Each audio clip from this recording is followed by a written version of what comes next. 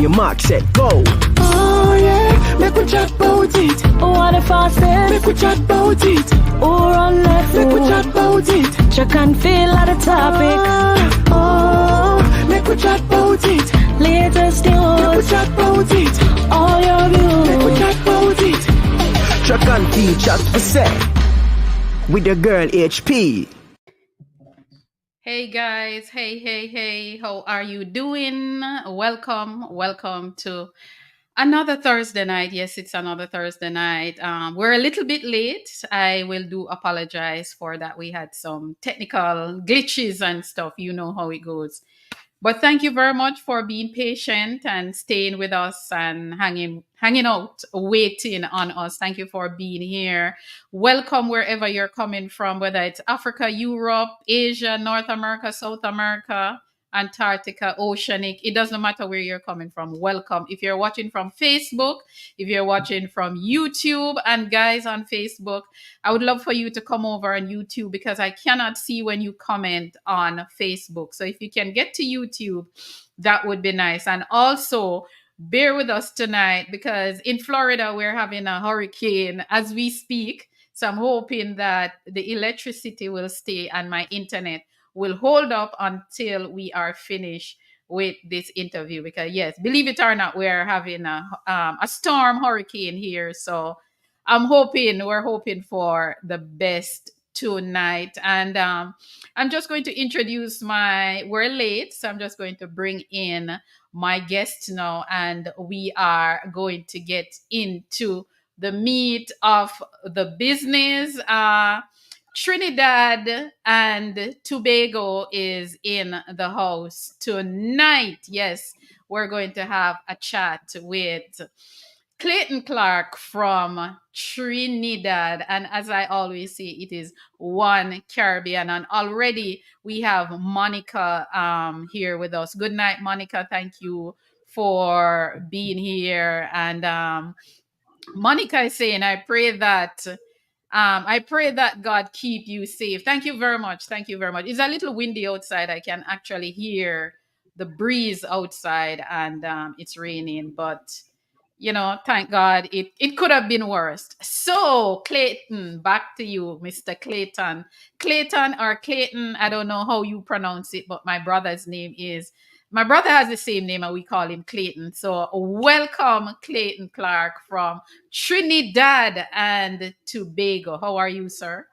Yes, I'm fine, thank you, and good afternoon to your viewers, your listeners, YouTube, Facebook. And, I was watching the storm there earlier, and it's really growing up to be something not so pleasant. I'm from Tobago, and the reason why I specified Tobago, people just say Trinidad, but we have held our own in track and field. Kelly and Batiste, World Championships bronze medalist, 2011 is from Tobago. Lalon Gordon, double Olympic bronze medalist, But before we get there, 2012.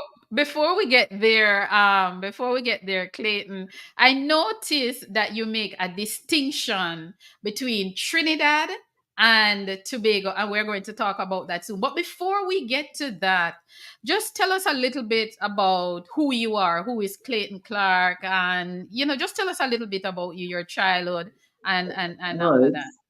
Well, I was an average athlete at high school. I mean, I represented my school at the national finals, nothing spectacular. But then I got into teaching and started to coach. I wasn't a coach at the school, but started to, follow the track team. And then from Tobago, you would come over to the athletes with the courage, the team who come to Trinidad to train with the national team. And you start to travel with them to the courage games. Martinique 1999, no, 1998. And then I got into coaching, and then I got into media. So you brought that coaching experience into journalism. So I quite naturally covered track and field. So it just mushroomed, as you could say. So, following track and field, got into coaching.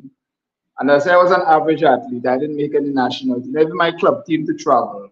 But that passion and exposure at a younger age has really opened doors, and I am really grateful for the opportunity that it has allowed me to not just travel but you explore the sport in different ways. When you read some of the, you can understand from an athlete to a coach to a journalist, and that's why I've been to Carifta Games, not just as a spectator, then journalist, and then I branch off to other sports, of course, swimming, cycling, and taekwondo.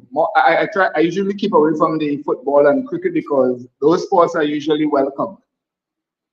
So you mentioned you're from Trinidad and Tobago, but you made it clear, you made it crystal clear that you are from Tobago. Of course, all around the world we just say Trinidad. Isn't it the same place? What's the difference with it's Trinidad and Tobago are two islands, but why I distinguish, we hold our own in track and field. Why? Because at the secondary school level, well, we used to compete as one. There were 8 districts before, and Tobago, since I knew myself, lost the title once in 22 years. Now they have gone to the school system similar to Jamaica, and if a Tobago school doesn't win, the next 8 schools are usually from Tobago. So we hold our own. I remember when the abbreviation was TRI, and we had to lobby to get them to change to TTO because we are holding our own. As I mentioned, Kellyanne, our first female individual medalist at the World Championship 2009 was from Tobago, Josanne Lucas. Then Kellyanne Matisse 2015 World Championships in Beijing. Lalon Gordon, double bronze medalist.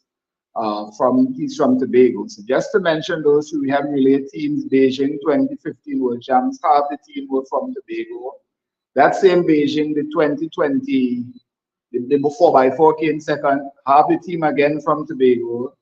So I'm saying it in the context of athletics, we have held our own. But isn't it one country though? It is one country, yes, but we kind of, I'm not getting into the political aspects of autonomy, but in terms of the sport, for example, in schools netball, I can tell you, Tobago won the primary school. Tobago won 3 of the 4 titles last year. But when you look in terms of the leadership and the executive of the national bodies, you don't have a Tobago rep. You have to fight among yourself to get somebody there. So we hold our own. So the irony, I've been born in Trinidad to a Tobago mother. I enjoy both worlds. So I see the struggles when I'm in Trinidad. People don't associate you as a Tobagonian. As though you come from the country to town. They just say Trini or Trinidad. Right, but because my mother, I'm from Trinidad. Well, as a child, I'm accustomed coming to Trinidad. So you're familiar with how to move around. You don't seem out of place. So you get to hear and feel how they think. And it's not that it's bad, it's just you think about when you grow up in the city sometimes, you think everything happens around the city and you take things for granted, what you have and that. So people don't have to tote water, people don't have to walk. We get accustomed to that. So it has allowed me to really see and lend my voice to the Tobago, help to promote that. So how do you get from one island to the next, from Trinidad to Tobago? Both. Can you drive? No, it's a ferry and airplane. There's talk of a bridge because the closest point you can actually see the 2 islands. Yes. Interesting. What was the motivation or what inspired you to become a journalist? I know that you mentioned you being an athlete and so, but what was the real inspiration to become a journalist of the sport? Well, I became a journalist at first. It wasn't of the sport. I loved it, and then I volunteered. We had elections in Tobago 2005. That was the same year we hosted Carifta in Tobago. So after doing that election, the Carifta really was a platform because a coach and athlete, it just opened the doors. And being from Tobago, home voice, so, and it just went on. Then I got into writing. But I started in radio a lot. Well, my first journalism experience was into broadcasting. And as I said, what I'm always with the athletes when they come down. And even a couple of days we were talking, it is important to keep grounded with the athletes. They are my motivation. When I see some of them, and it's not just the big names, you see where they've come from. And interestingly, when you meet some of them, they come up from university and they remember that you took a photo of them and a picture of them and you interview them. And I learned a lesson from you, Jamaican. You need to get these kids from early, so next 5 years you have a story to tell, not when they have arrived. And You we're know? going to, and we're going to talk about that. We're going to talk about collaboration with the Caribbean. How can we strengthen the Caribbean more as a region in order to become world beaters? So we're going to talk about that a little later on. But how long have you been following the sport of track and field? Because this podcast is really about track and field. I know that you've covered other sport, but staying with track Well, and field, how long have you been well, covering the sport? I remember 1997 very vividly. No, there 1997, the games were in Barbados, and I'm listening downstairs in the washroom. This is Easter weekend. Everybody getting ready for church, lunch going on, and I'm downstairs on the radio listening to the Caribbean games on Barbados.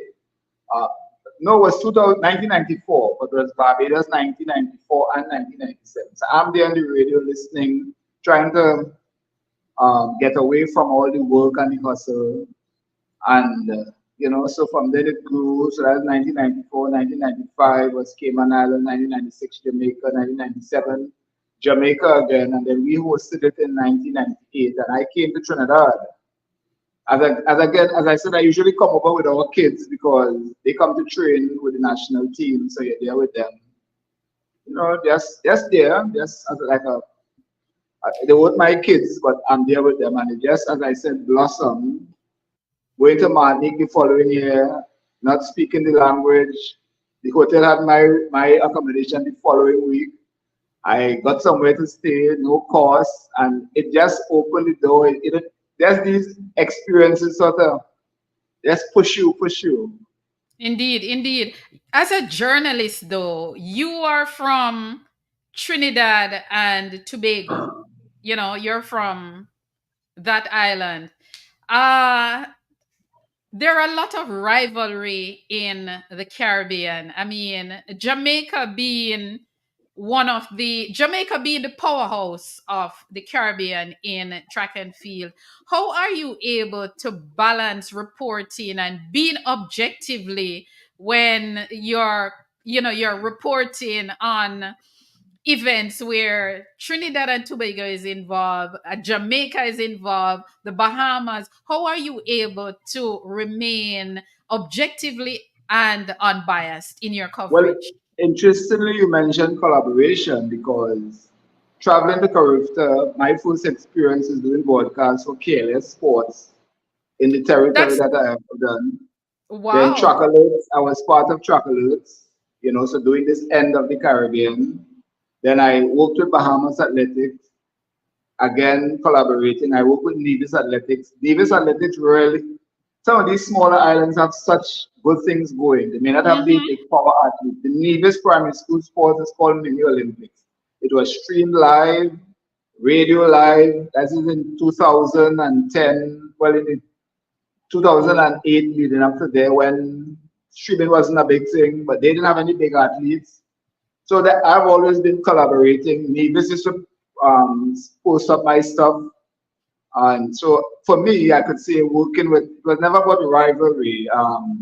I would do voicing for Track Alerts, Tony Young of Careless Sports. We always have a good collaboration. Yes, late And when, Tony and when you Young. travel, you really see the Caribbean united when we all get together and we work. Yeah. Yes, we have personality differences, but when I go to World Champs, it's a Jamaican dropping me, and we share a room and so and even among the athletes, I know at Olympics you hear about that. I remember in Athens, particularly based on the Greek alphabet, all the Caribbean countries were together, and they really. So yes, there's the rivalry, but we are all one. We have so much in common that if we really work together with the limited that we have, it really pushes us, and we are forced to sometimes. And I totally agree with you, and we're going to touch on that. But before we go any further, guys, if you're just joining me, I am here with our brother from another island. He's from Trinidad and Tobago, a track and field journalist who I got the opportunity to meet during my Olympic broadcast from Jamaica, Mr. Clayton Clark. Before we go any further, good night, Monica Lewis, Carrie Phillips, good night to you too. Rymar's Truck Club out of Jamaica, St. Mary is also here with us tonight. Good night, Mr. Marland. Good night. And also, we have a Jamaican Olympian on the live from 1972, Miss Yvonne Saunders, aka Vonnie M. Yes, 1972, she competed at the Olympic Games for Germany. And I don't know how good your brain is, but do you remember where the 1972 Olympic Games was? Yes, Munich, Germany. Yes, Indeed. yes. Indeed. She What did do the you 400 remember? meters. What do you No, no, no, no. remember? I was born. She was she did the 400 if I'm not mistaken. Yeah. I remember Norville was just before her, who also ran for Great Britain. Indeed. Yes. You seem to know a lot about the Jamaica track and field, and I Well, admire that. well, the thing is, the Jamaicans are the pioneers for track and field. I mean, we might complain about the medals we're winning now, but if you remember that 1948 and 52, and I tried to be, well, I did maths, and the numbers are always important. The numbers tell a story. Yes. So you always immerse yourself in these numbers, and I remember I had the opportunity to get the stats books from the Olympics, and I realized how important that is. They have these manuals with all the accumulation of like all the records of all the events, heats, finals, and it's important How to. can I get a copy of that book? Well, they are more online now, so I didn't see anything for London for what do you think name for Paris. Every year they would update it, adding the previous, give you all the heats, semis, the I finals. need you to send me a link to that because I'm doing a Yes, yes, research yes, where I'm trying to yes. find all the Jamaican Olympians. Because when I was well, and that is interesting because the book that usually provides you the performance of each Caribbean athlete per country. So you could say who was the best Jamaican in the 100 meter, the best Bahamian, the best whatever country, all the countries of the world. It will give you the best performer in each individual event. I need Yeah. that book. I need a copy of that book. What's the name of it? Do you remember? Well, it usually comes up online. I will have to check it, but they will Okay. usually have it in hard copy. But they have started to put it online as well. Please send me a Yes. link. I really need to get that. And guys, welcome again. We have another Jamaican athlete, former athlete of Jamaica, Patricia Hall, who is also with us. She said hello and good night. Formerly of Veer Technical down in Clarendon. And of course, And, Stephen and DJ Rudy, welcome and thank you for being here. And they already did 200 and 400 meter in Moscow 2013 World Champs. I'm not mistaken, Wow, this one. Wow, you hear that, Patricia? This man has your file. He can tell that you were at the 2030. Interested. Say that again, Clayton. Yes, at the World Champs in Moscow, you were a hurdler, 400 and plus hurdler at one time, if I'm not Yes. mistaken, this one.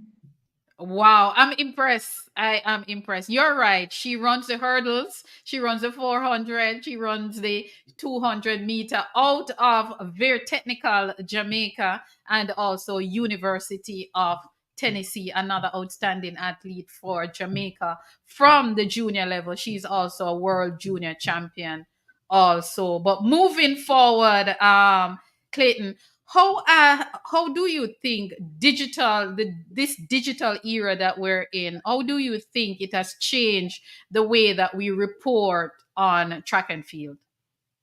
Well, the thing now, things can be so instant. No longer you have to, so you can have things almost instant. You can live stream, you can record something, put it up one time. And I've had the opportunity. Well, I used to do Facebooking, whatnot. I wasn't into the TikTok and the social media. I have the opportunity to go to a World TikTok conference by World Athletics at the World Junior Champs in Cali 2022. And I mean, TikTok now you can edit. Before you needed an editing software, you can edit, put on stuff now. And I think World Athletics now have another thing, they have introduced a social media manager because they too recognize the direction and where it's going. Facebook is still a choice, but Facebook is like the supermarket with everything. But when you want to go and buy, you want to go to a specific shelf that has what you want. You don't want to be going through the whole. What you have to get, and people are very instant these days. Nobody wants it. What nobody wants? YouTube, you want where people could look for sections. So they want it by races, not going through the whole video. It's the whole instant generation, if you can say, the microwave generation, if you can say. Yes. So, Instant. yeah, Instant. yes, Yeah. yes. And social Instant. media allows that. And you know, the young people now, they don't have to learn. We had to learn to do the computer. It's like a second nature to them. And also, everything, it's getting it into onto the world. It allows you to promote athletes quicker. An athlete running now, you can get it one time, follow online. It's so important. It helps to profile you, whether for scholarship, for sponsors, and you know, it's the instant is good. You don't have to long. Remember the time when you had to do the pictures in the dark room and how long that will take and hang it up on the And line. you had to put in that liquid thing, and then you pin it up on a little line in a dark room, and Right. now And you as I just say, right, as I say that, I want to acknowledge one such photographer, Mr. Goddard, Paul Goddard. He used to come to our track meets and come back with the pictures. I mean, it wasn't instant, but he was so eager to give us. You never even think about paying him. He would just come, hey, I have a picture for you, you know. So I want to acknowledge him for, you know, really, he passed away and I was just sharing with his son. He will come more eager to give us the picture. This is where, you know, look at here, you know. I yes, remember yeah. going to swimming meets and so they would take a picture. You tell them you don't want it, but when you come back and see a picture up on a board, you want to buy it. And that wasn't instant. Same process. Well, I guess they could have printed out. That was like 15 years ago. But now your phone is such a powerful tool. You can take pictures, you can edit them, Yep. you can, I mean, You and can there's a just dark take a side to picture that. now, edit, and Yeah, upload. there's a dark side of manipulation, but we're not going to get there. The good Yes, and yes. bad of everything. But yes, it is good for the sport, and I hope I think for the Caribbean, we're not capitalizing on it because this is for the second year at the World Juniors. We didn't have any reporters. Well, Bahamas did the initiative of Kermit Taylor, and we're going to talk about the collaboration later. I want to include some Yes, of we're going our to talk colleagues that about we the work with together. collaboration. Yeah. But it is so important because to keep up to date. I mean, I, to say you're not when cell phone came out, I didn't see the importance of it because I was living without it. That was my attitude. But due to the job the field, you have to adapt. You keep your values, but you have to adapt. Indeed, You might, indeed, yes, indeed, indeed. Let us look at you are a sports journalist. When I look at your resume or your CV, I see where you have not only covered track and field, but you've also covered swimming and taekwondo. You know, you've yes. covered multiple sports. In 2011, you covered the Daegu World Championship where Jamaica did exceptionally well. You know, you covered the Commonwealth Games 2010 in India, and you've covered a number of character games from 2007 to 2011. You went back 2013 to 2014. You went back 2016. So you've covered 8 character games. I mean, that is a big deal. You've covered swimming, CAC, swimming 2007, 2009. CC You've Khan, yes, yeah, you've yes. also covered the Caribbean Island Swimming Championship in 2008. You've covered Carifta swimming also, and of course Taekwondo champs in 2011. How do you keep up? Let me tell you, this podcast is only about track and field, and it is so hard to keep up because of how fast it is moving. How do you keep up with multiple sports, being a journalist Well, of multiple sports? well, for one, again, you have to be a student of the sport, and there are some sports pretty simple. And I remember going to the cricket, and as I said, I don't cover cricket and football because I think that era is well served. But I remember going to the Oval, and I made it clear: listen, I'm here to do the basics. How he was out, I didn't know leg by, leg on, offside, Silly inside. me Don. Huh? Silly me down, right. Silly me So I was Don, like, yeah. why are you here? I said, listen, I'm here to learn. I'm leaving here. I will leave a little more than I came. And my thing, if I could say how many runs scored, how he was out, I think I could do a fair job. Once, and I remember covering rugby as well, and I made it fun. Listen, I don't know any rugby. I'm here to cover rugby. I declared my ignorance, and it allowed me to be free. And sometimes I recognize when you're covering sports that you don't know, it gives you a kind of fresh insight. You don't have any biases. I mean, it might be naive, yes, but it allows you to try. And I also cover news events because, again, sometimes variety is good. It's the spice of life, Mhm. and importantly, sports is news. We are impacted by the economics, the financial, the social, and I try to see everything as tying in. You may not see it, but it has in going to an event. I remember going to an engineering conference, asked me why I'm there. I had the time. And at the end of the conference, we outside, and this guy, you into sports? He said, well, I have a cricket club and I'm looking for this after everything is finished. You know, I'm looking for, and we started to chat. And so the networking is important with other Yes, sports yes, yes. and go into things that you have to have an open mind. You might I go and I get both sometimes. What you're doing here, you might ask a silly question. But also what helps too, like if I'm going to, I get feedback during the COVID particularly. So you liaise with the nurses and the doctors to get, some of them can't talk because of the position they hold, but you get feedback, little insights. So it's always good to get the views of others and you get a buy-in because you're not trying to sound intelligent by you knowing everything. The other people feed into you. So for example, during now it's everybody wants to do a WhatsApp interview, send a message. But sometimes going to an event, it shows respect for the they train at 6 o'clock, you are there at 6. Their Yes, flight is 3 o'clock in the morning. You are showing them some respect that yes, you are yes. there. Respect to time. Yeah, I agree. Yes. Hmm. And then you get some insights, you're chatting with parents, so and so and so. We ain't getting money. Hmm. They tell us buy our tickets and they will give us money when they come back, and so it informs you you get a better perspective. And also I went to cover sports psychology conference some years ago. And it hit me that I too am a contributor to the success of the athletes. I am a stakeholder like the parents, the coaches, so it's not everything you It hear it you run. is it is a collective effort. Yes, yes. It It's is. not It everything is. you hear about an athlete you run.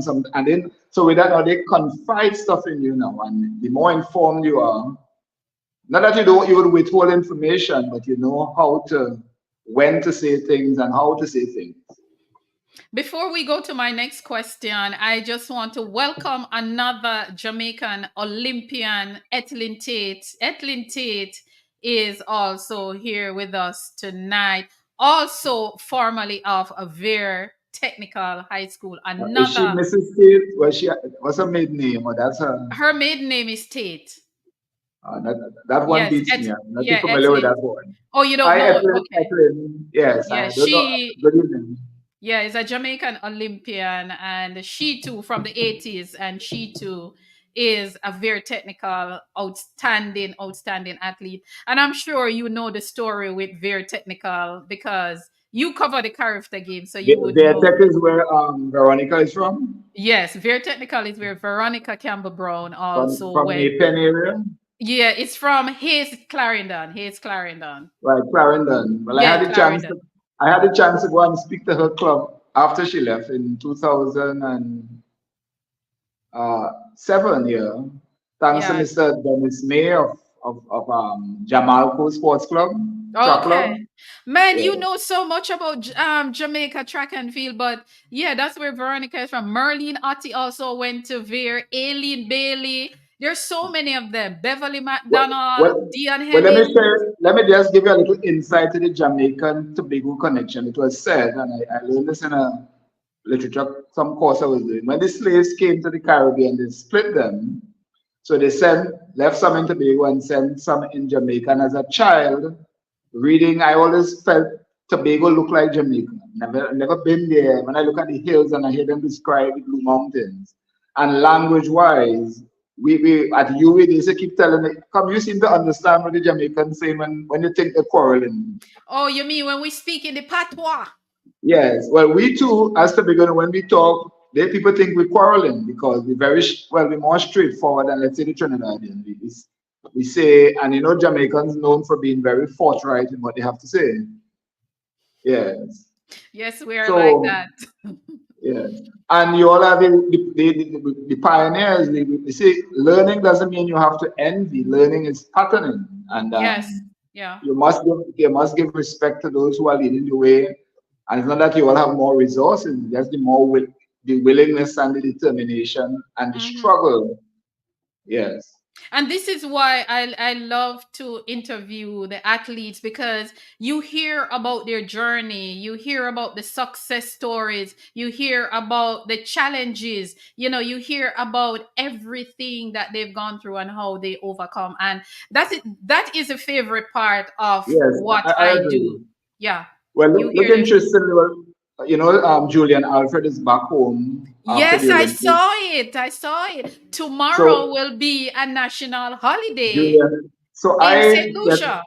St. Lucius, I got into a fight because I'm saying Julian Alfred owes a lot to Jamaica. And it's like, Yes, she. why? Yes. But she came to Jamaica, took her when nobody knew her, when she was running barefoot. Exactly. When she was running in So, those glasses. A lot of yeah, people don't so remember that. Jamaica, even, and I'm sharing this again, when Josan Lucas and Rennie. Oh, I forgot that in 2009, Josan Lucas and Rennie Kwong, both Togolese, won bronze in Berlin at the World Championships. Mm-hmm. So we hold our own. So they came back. We had a fun. We drove them around Tobago like they're the king and queen, which they are still. Anyhow, the Jamaicans were telling us you need to start to cover their schools because the next 5 years. So I mean, what I'm looking at, they were happy for our limited success, even though that Berlin World Champs was goals galore for Jamaica. Mm-hmm. But they were happy for us, and it's important to celebrate with others. You can't just be And about that is your success. why, and that is why we're going to talk about collaboration that we're going to go into next, because Yeah. I think we need to do more. But before we get to that section that is coming up next, what advice would you give to aspiring journalists who wants to cover like track and field? What is it that they need to do? Do you need to study? Do you need to learn the sport? What exactly do you need to do in order to just do it? All right. Covering a beat like whether it's track and field, whatever sport, or even news wise, whether it's finance, yeah, in environmental sciences, culture, you bring something to offer, whether your background. So whether you're into history, dancing, just know you have something to bring. I mean, you may not know all the rudiments, how to cover, but just know you bring something and be very confident about it. I mean, they drop you into the hot water and tell you swim. You may deal with people who feel uncomfortable with you being there. They want to boss you around. Take the boss around, but first thing, be confident and have a plan. Know what is it you want. Yes. Mm-hmm. Mm-hmm. Because some of the people that boss you around or try to pull rank or whatever, you need them to guide you and just be patient Yeah. and have a focus because nothing And comes easy. listen to the feedback that you're getting. Yeah. The feedback might not always be what you want to hear, but take it in a positive way and Yes, of use it to course. your advantage. Because soon enough you're gonna get the hang of things. You're not gonna remain there. I remember when I first got into So I came with a track and field background, but I realized I didn't know how to interview. I mean, I knew the sport, but you can't be talking technical stuff in an interview. So I Yes. got into news where I learned how to ask questions. You ask the who, what, when, why. You ask questions based on what's said, not what is in your head. So I was able to come back into sport and I could gravitate to volleyball and just ask basic questions. You don't have to get Basic technical. questions. Yes, basic questions. Yeah. And And be a student reading, your vocabulary is important. Keep yes. reading, not just yes in the sport, but you need to keep reading. If you're into broadcasting, you have to be able to talk and express yourself. And Yes. so people say you talk a lot, but it would help to again with a goal, you're going towards something. Volunteerism is important. You have your little group in the help them out. Whether it's now with Facebook, it would benefit you, help to market you, help do a press release for your church group or your whatever. It would help to hone your skills because Yeah. you're not getting paid, yes, but somebody will be noticing you.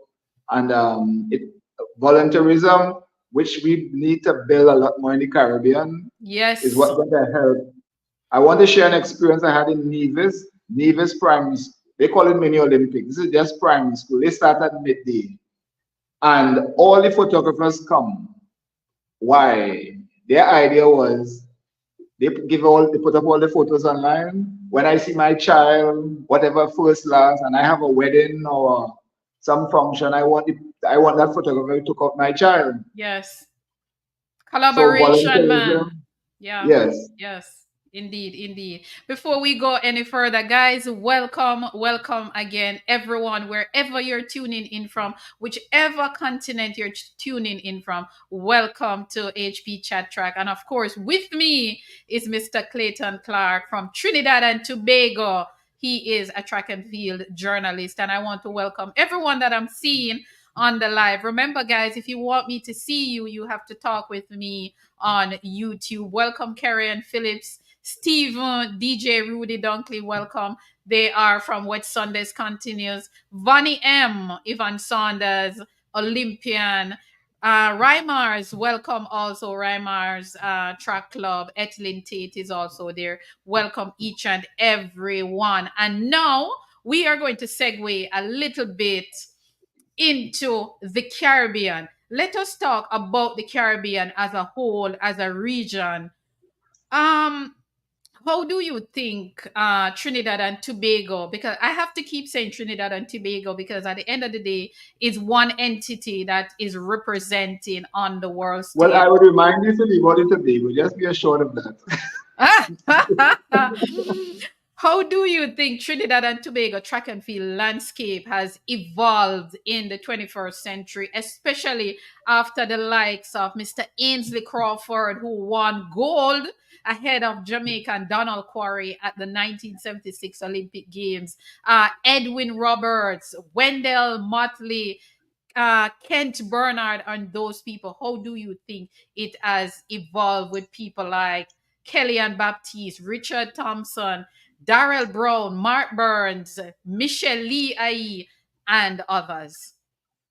All right. Well, our Olympic journey has been really up and down because from the Mhm. 1960s, it wasn't until Hasely Crawford, 1976, and then took 20 Yeah. years again for Otto Bolen. And, we have been Oh, up yes, and Otto, down. you're right. Yeah. Hmm. Yes, in the 1990s, it has been an up and down, up and down. And I think the sport has become so scientific now. And in terms of how you approach things, the planning, the cycling, uh, and culture. Culture is so much important for sport because I will use a Jamaican reference. I remember 2003, that games was in Paris, France, where Usain Bolt was 17. He was running faster than, he didn't do the trial, but he ran faster than the winner of the 200 meters. And the whole question was to include him. And the coach said, because the option was to put him on the 4x1 and 4x4, and the coach said, I don't know how I will report to the Jamaican people if I put him in ahead of those who qualified and he dropped the baton. And so there's a whole issue of accountability to the people, Yes. not just the executive. Hmm. And we have that challenge here where people are afraid to challenge the executive, and I mean, I get into trouble a lot because I like to ask questions, and questions Of help to course, validate. but we should ask the questions. We should ask the questions. The questions help to validate. If you are sure of what you are doing, then you can rightfully say yes.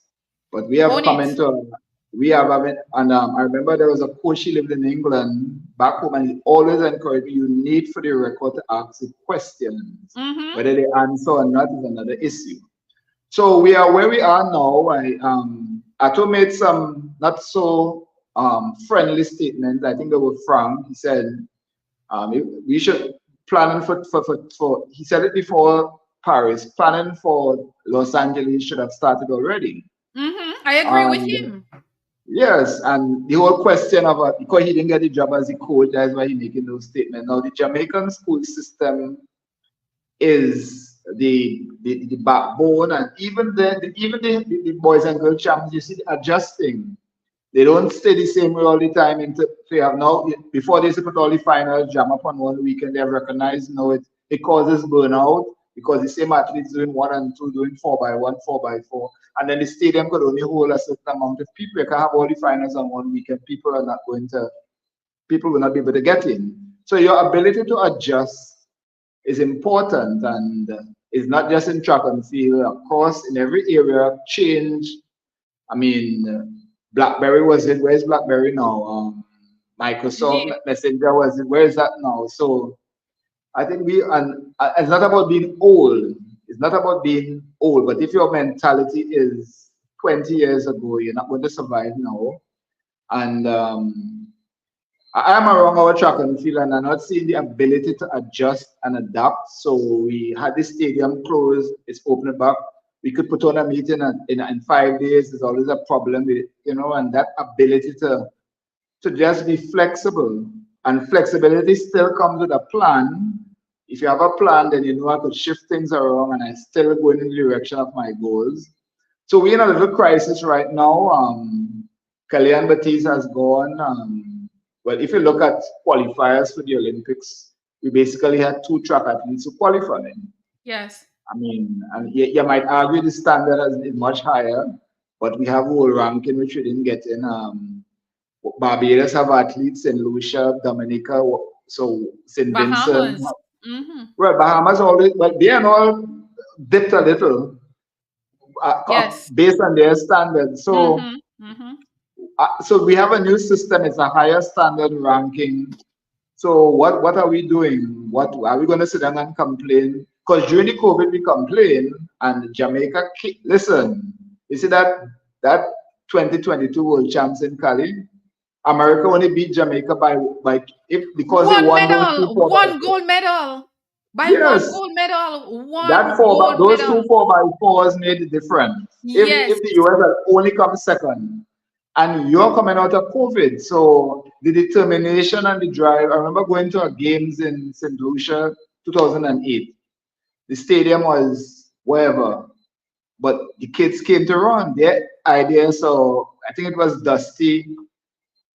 I remember St. Lucia. The stadium was so far from the track. So it's like a 45 minutes drive. So they started on a Friday. Normally character is Saturday, Sunday, Monday. They started Friday. And the point is preparation allows you to adjust. You Preparation. know what your goal is. Planning. Yes, Planning. planning, yes. Planning is Because very, very yes. important. Long-term plans and short-term plans. So Do we you have that think challenge do and you we're think not in the seeing, do you think sorry. in the do you think in the Caribbean we are doing enough planning Well, for championships? no, and I am going to quote Shelley and Fraser Price again. Well, a quote her where she said the athletes are stepping up. Where are our administrators? And she made that point when I remember one time where the American accused the boys and girls champs of not doing enough testing, and they were questioning the performance. I don't remember that some years ago. Yes, And yes. she demanded that the J3 stand up and defend, otherwise she's not going to run for Jamaica. Mm-hmm. So that whole issue of you know, the administrative side, and I Yes. don't want to reveal some secrets, but you know, Speak, man. We're here to talk. And I want to say good afternoon to the members of we have a Caribbean Journalists Track and Field Association. Well, not association, we're hoping to get it that we all collaborate because the challenges are the same.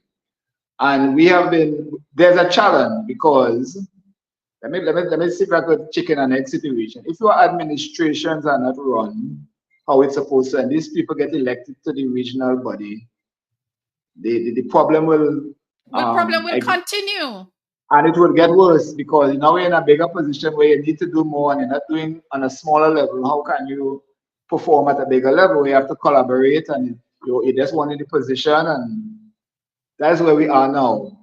When we went to St. Cali and we saw it this year in Peru, if we don't step up, we're going to be left behind. Exactly. Europe already has the advantage of maybe resources, of technology. And Africa is coming. Africa is coming to the party. And we should be glad geographically we are smaller to navigate.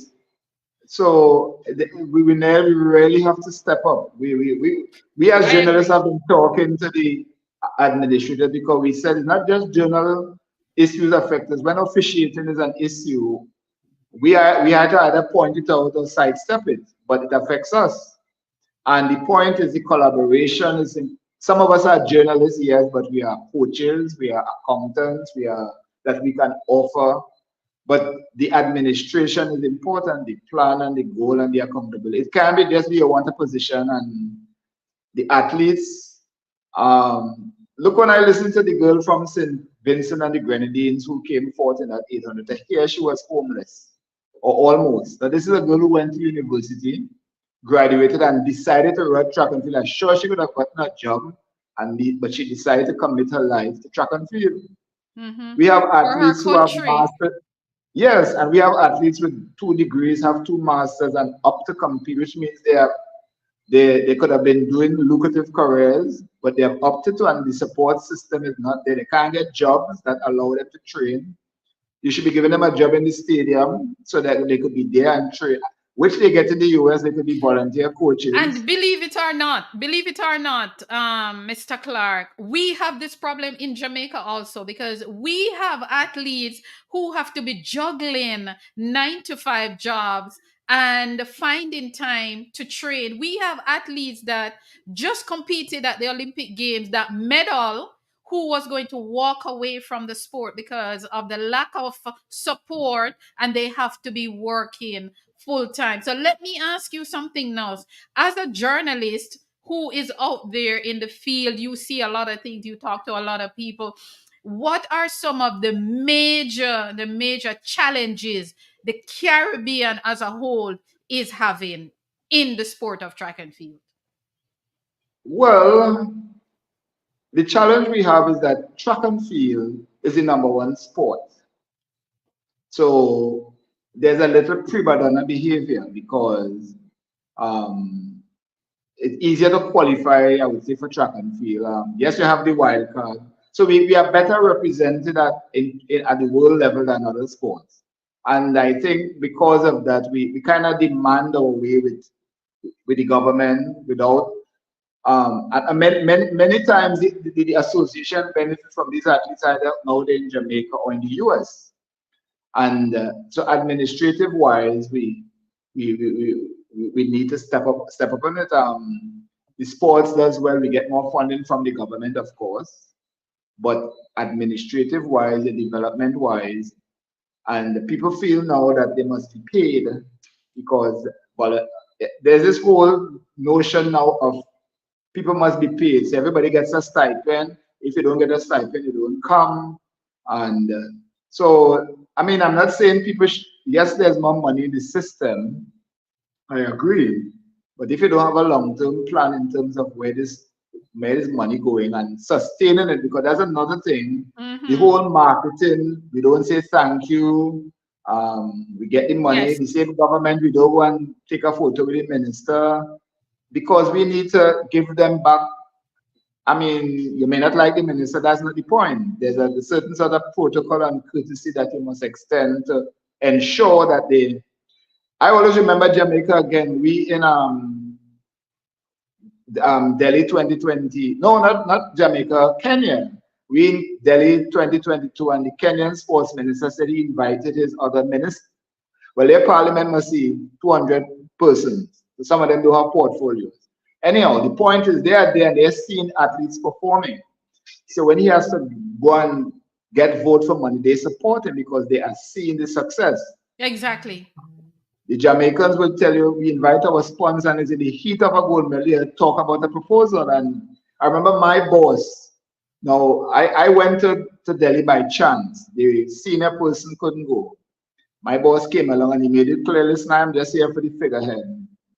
And the Caribbean athletes are so respected outside of the region, we don't know that.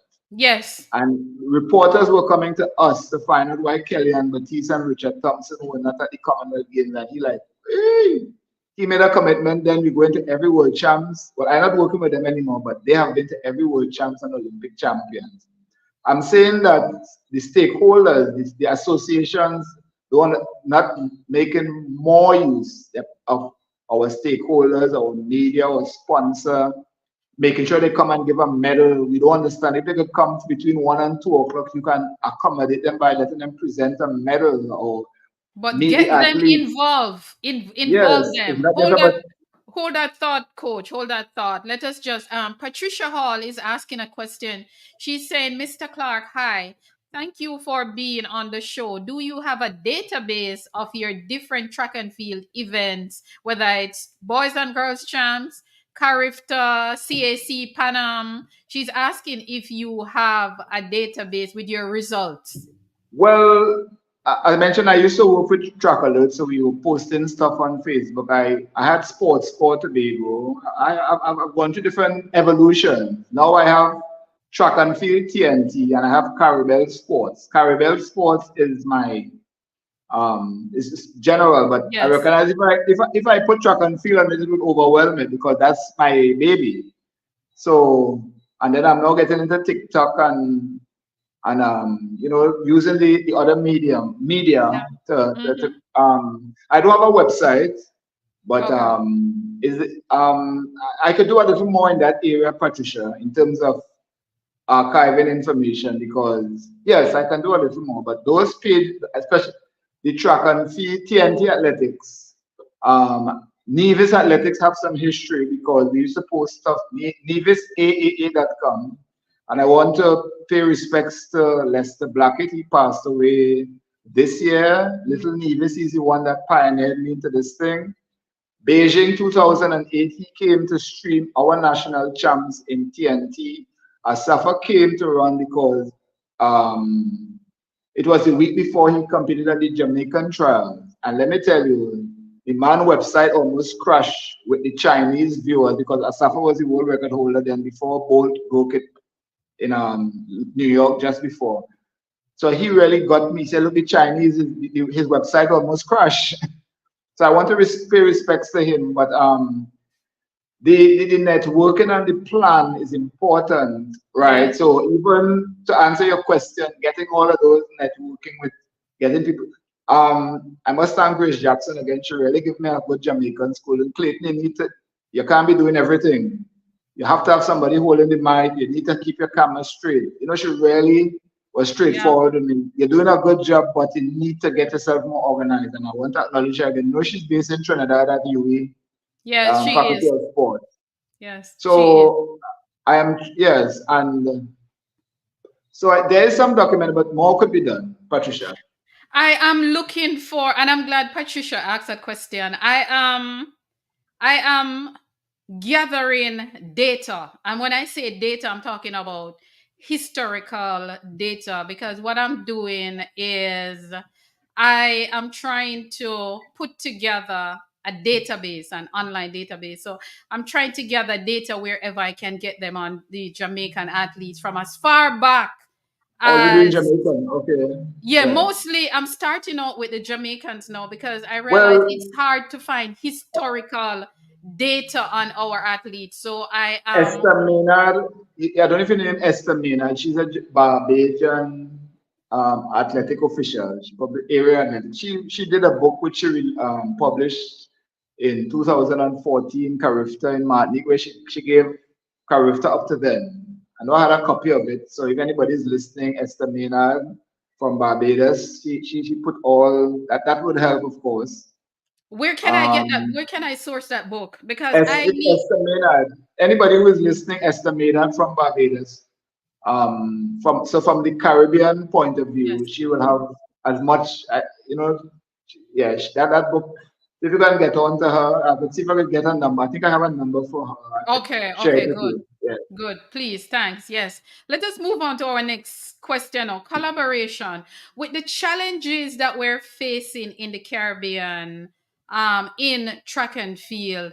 How do you think we can collaborate to help each other? Well, it's important because even simply traveling within the region is costly. It's easier to travel. It's cheaper to travel to London sometimes, of course, to New York. So one, and then the islands, well, more, at least islands are having more trucks now, so that's good. But the truck is not the end all, the all and end all of success. If you don't have a proper program, the truck might be more of a hindrance because using What it about properly. What about coaching each other's athletes? Well, Jamaica does a lot of that because you have a Right. lot of athletes Because you have from. athletes coming to Jamaica now. Yes, Right, yes. a lot of athletes. In Jamaica. We have athletes from the Bahamas who are coaching there. We have athletes from Antigua. We had Daniel Bailey who was from Antigua. We have from Trinidad. We have from Barbados. But We even have. at the high school level, you have Even, kids. and that Yes, is even what at the I'm high going to school. get to next. I don't think we're doing enough collaboration. I know that Jamaica is doing it because we're coaching pro athletes at the clubs at MVP. MVP is known to have a lot of international other Caribbean country athletes at the racers track club also and so forth. But how can we get more Caribbean countries to be doing that? Well, we needed one, and I've heard a talk of a Caribbean circuit, and this came out following during Carifta, which is important because that will help because sometimes we don't realize all we need is a proper meet. It's not about having a fancy stadium. Is Mm-hmm. and that would be the start of because competition is important. It's not just showing up. Somehow we feel we'll get ready for a trial. We have had athletes with that syndrome and coaches. Let me leave that way. Let's get ready for the trial. So the competition is one. Coaching education is important, and world athletics have now started doing a lot more online coaching. It started because of COVID. So you do your theory, you do your practical, and then you get even in officiating. But again, to me, it comes back to culture. How are we using this to take people somewhere to advance our people? Because I remember at one time Trinidad and Tobago had the MERS certification, but nobody willing to really venture out and say, hey, I'm going to go and try this. I had a colleague, Alan Morrison, he was an average athlete, went on scholarship, came back with how many masters, not boasting about it. And it hit me like a dog, like a big stone. He said, I did all of this to solve a problem, not to sit and think that the government owes me a job because we are here to solve problems. So it's important for us to, yes, I don't want to lose my trend of thought, but the culture, you see, our determination, and we can't fault Jamaica for that because look after London, Paris, how many of the athletes stepped up because they know people back home are waiting to, you have to give them a reason to smile. We Mm-hmm. disappointed you all. But then again, accountability is important because just as how you are pulled down when you don't do well, you are praised When you do well. yeah. So yeah, it's an accountability issue, and I mean, I look at this from the media. Sometimes you only go to the airport when the athletes win, but not know we need to go there to give support. The flight being 2 o'clock in the morning shouldn't be an issue with you going and So our Mm-hmm, culture is mm-hmm, mm-hmm. important. Money is important. Stadium, I don't think is as important. I remember coming to Olympic trials in Jamaica 2000. The track was horrible. They had to draw over the 100-meter line by the 110. They had to stand up on the blocks to start, but it did not stop the determination of the people to go and run and do well. Indeed. And culture is important. It's not the money per se, because we can have the money and mismanage it, or I don't want to be casting aspersions, but No, I understand what you're saying, and I but totally agree with you. channeling it in the right way. Culture and now in Tobago, and I'm saying Tobago, Toco, which is 2 hours out of Port of Spain, and the people, Jeremy Richard is from an area called Point Fortin, which is 2 hours outside of Port of Spain. Togo people reach the stadium first because they get up early. They have to pack lunch. The bus that brings them down, they have to pay that for the whole day because they're not going back to the country area to come back. Similarly with the people from Jerry Richards' village, they are 3 hours from Port of Spain. So they know when they come, I can't let my mother spend all that money for me to come and. So there's a hunger that it. Marshall Sideno is from Cleopatra Brow, they're from the country areas. So when they come to town, it's not about going and get KFC and going on the mall. We come here to do business because Exactly. my mother had to borrow that money for me to come here, and it's every week and she don't complain. So we have to get that culture, because the money will just be spent, and when we complain that we spend money on you, but that sense of value and pride. I remember going with, I wasn't an official, but I went to CAC games and CAC champs in Barbados, whatever. We had a guide there, and so now we had a little run around with hotel. We didn't bust ourselves. You come in to tell me you're not running, you know, and let him know the effort. No, we had a little mix up with, they didn't, and I don't want to discuss that, but the point is, so instilling some sort of pride and value, it can't be about a trip and the uniform, and so the culture is important. The freebies and stuff, it's so important. You don't want to remind them of the. Why is the region not? Why are we not supporting each other more? Jamaica has the biggest relay carnival in the Caribbean, which is the Gibson Macook Relay. And for years, I've been going to that relay. I can't even remember when I started, but every time I go to that relay, one of the questions I ask is, why is the rest of the Caribbean not at this relay?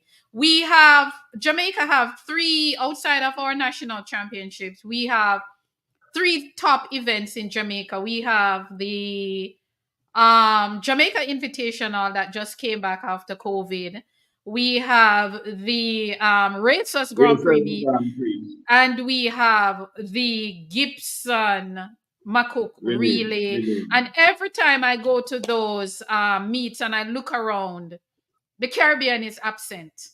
Grenada also have a meet. The Bahamas, I think, have one. Cayman has one. Why are we not supporting each other's product more?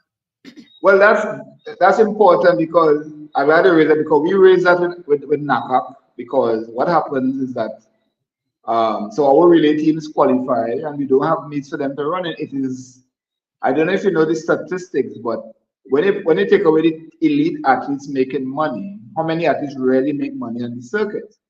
And the cost of going out overseas, I mean, you have to get invited, you have to be of a certain standard. Our islands have so much to offer.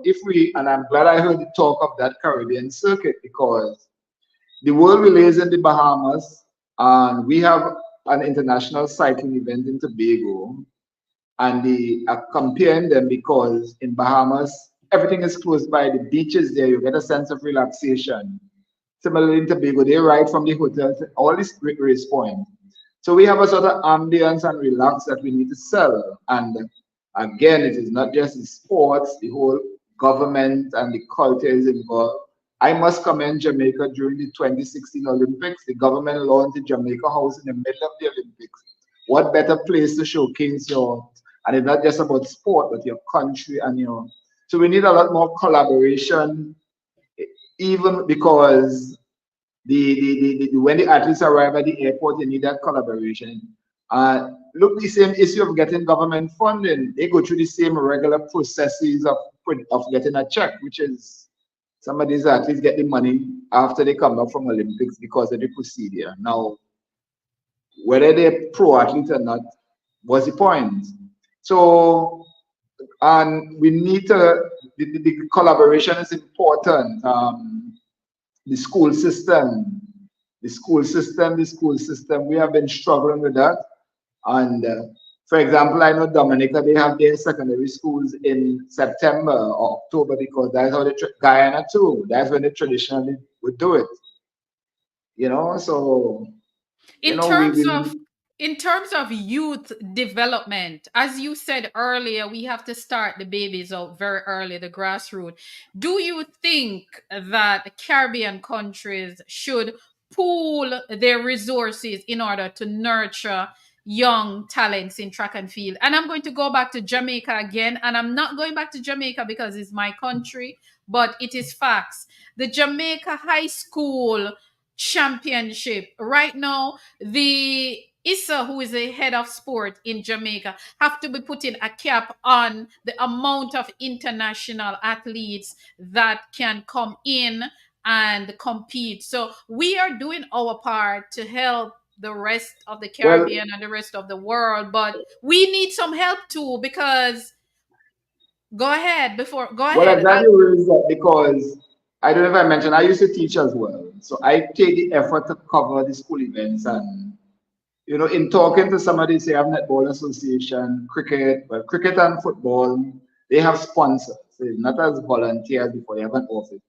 But and we keep making the point, Jamaica has an inter-school, so there's an office. The same teachers, do they get time off? You need to have a better structure. Now, the same PE teacher who leave in a class for netball this term, she has volleyball later in the term, she has track and field next term. What is going to happen to her class? She may not have the expertise. Now, in Tobago, and I don't want to, and I'm looking at the model, Tobago has hired graduates from sports management. They are former athletes to help, not necessarily the coaching, but the administrating. So if you want to get sponsorship, they get tickets. So we looking at the Jamaica, but we have to learn to pattern, not about copying. It's We not have a about copying, smaller, it's about collaborating. right, Yeah. and we have a smaller population now. Barbados seem to they have an issue with their stadium for the last couple of years, and it has we don't know what's happening with them. I spoke with the Olympic track and field president, who was a former athlete, and they want to build two stadiums. They had stadiums, Usain Bolt track, and the one that has become the Carnival home in Barbados. But the point is, we have to. There are challenges. Grenada has rebounded, hurricane damaged their stadium. Their high school system seems to be very vibrant, but we need more collaboration. And it's not just, the politics of the day, the culture, because if as Caribbean people, it's not just sports alone we need to collaborate on, but the collaboration is important.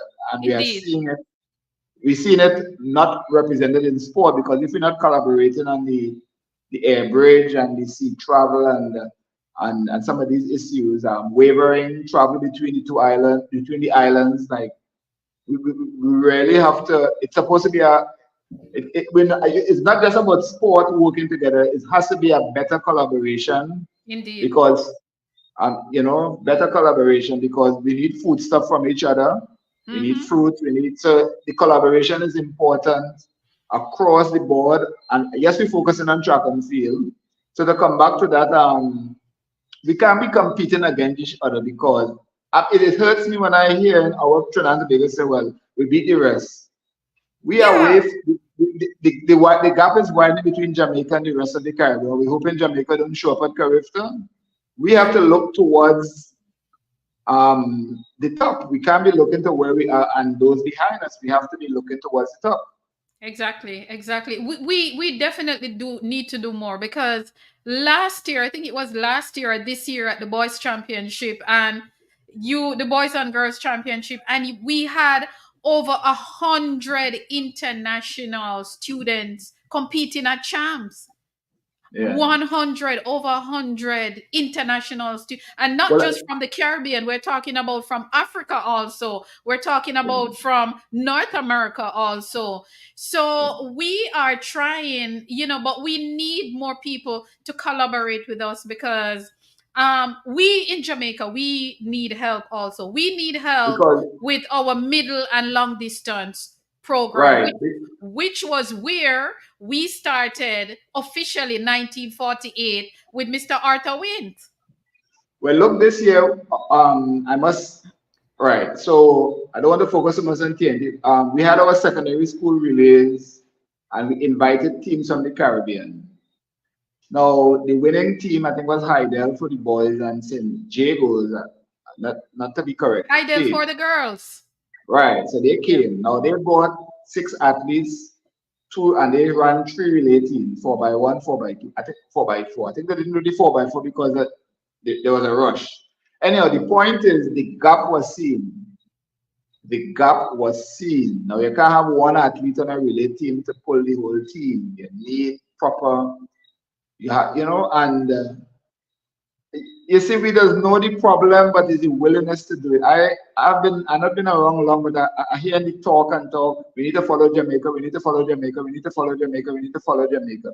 We had a sports minister there in 2008. We had one went back there last year, and she was there the year before. She was there in boys and girls champ. She was there. They did feasibility study. And I remember one. I'm not gonna call her name. She came back and she started to visit the schools because she knew when she goes to the minister that she must have an assessment of. So if you have 5 flights of step, you have a quarter of a football field. Her idea is that you use what you have.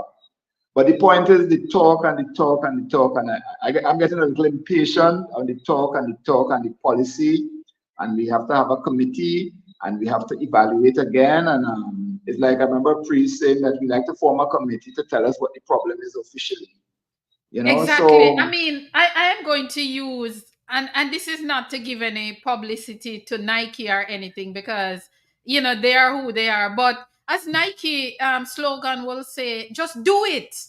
Just do it. Somebody just need to get up and just do it. I'm going to share some data with you.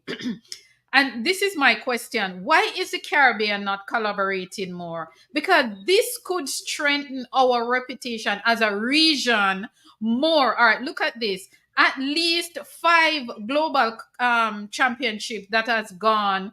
The women's 400 meter was dominated by the Caribbean.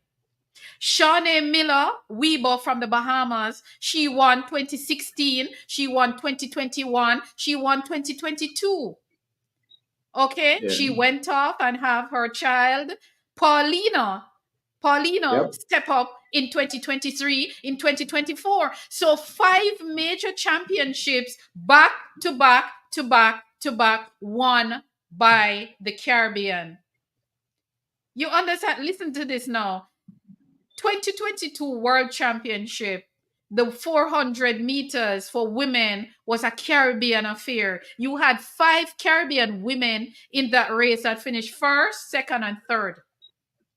In Paris, the women's triple jump again was the English speaking Caribbean affair again, with Shanika Ricketts from Jamaica and That's Lefond one. from Dominica.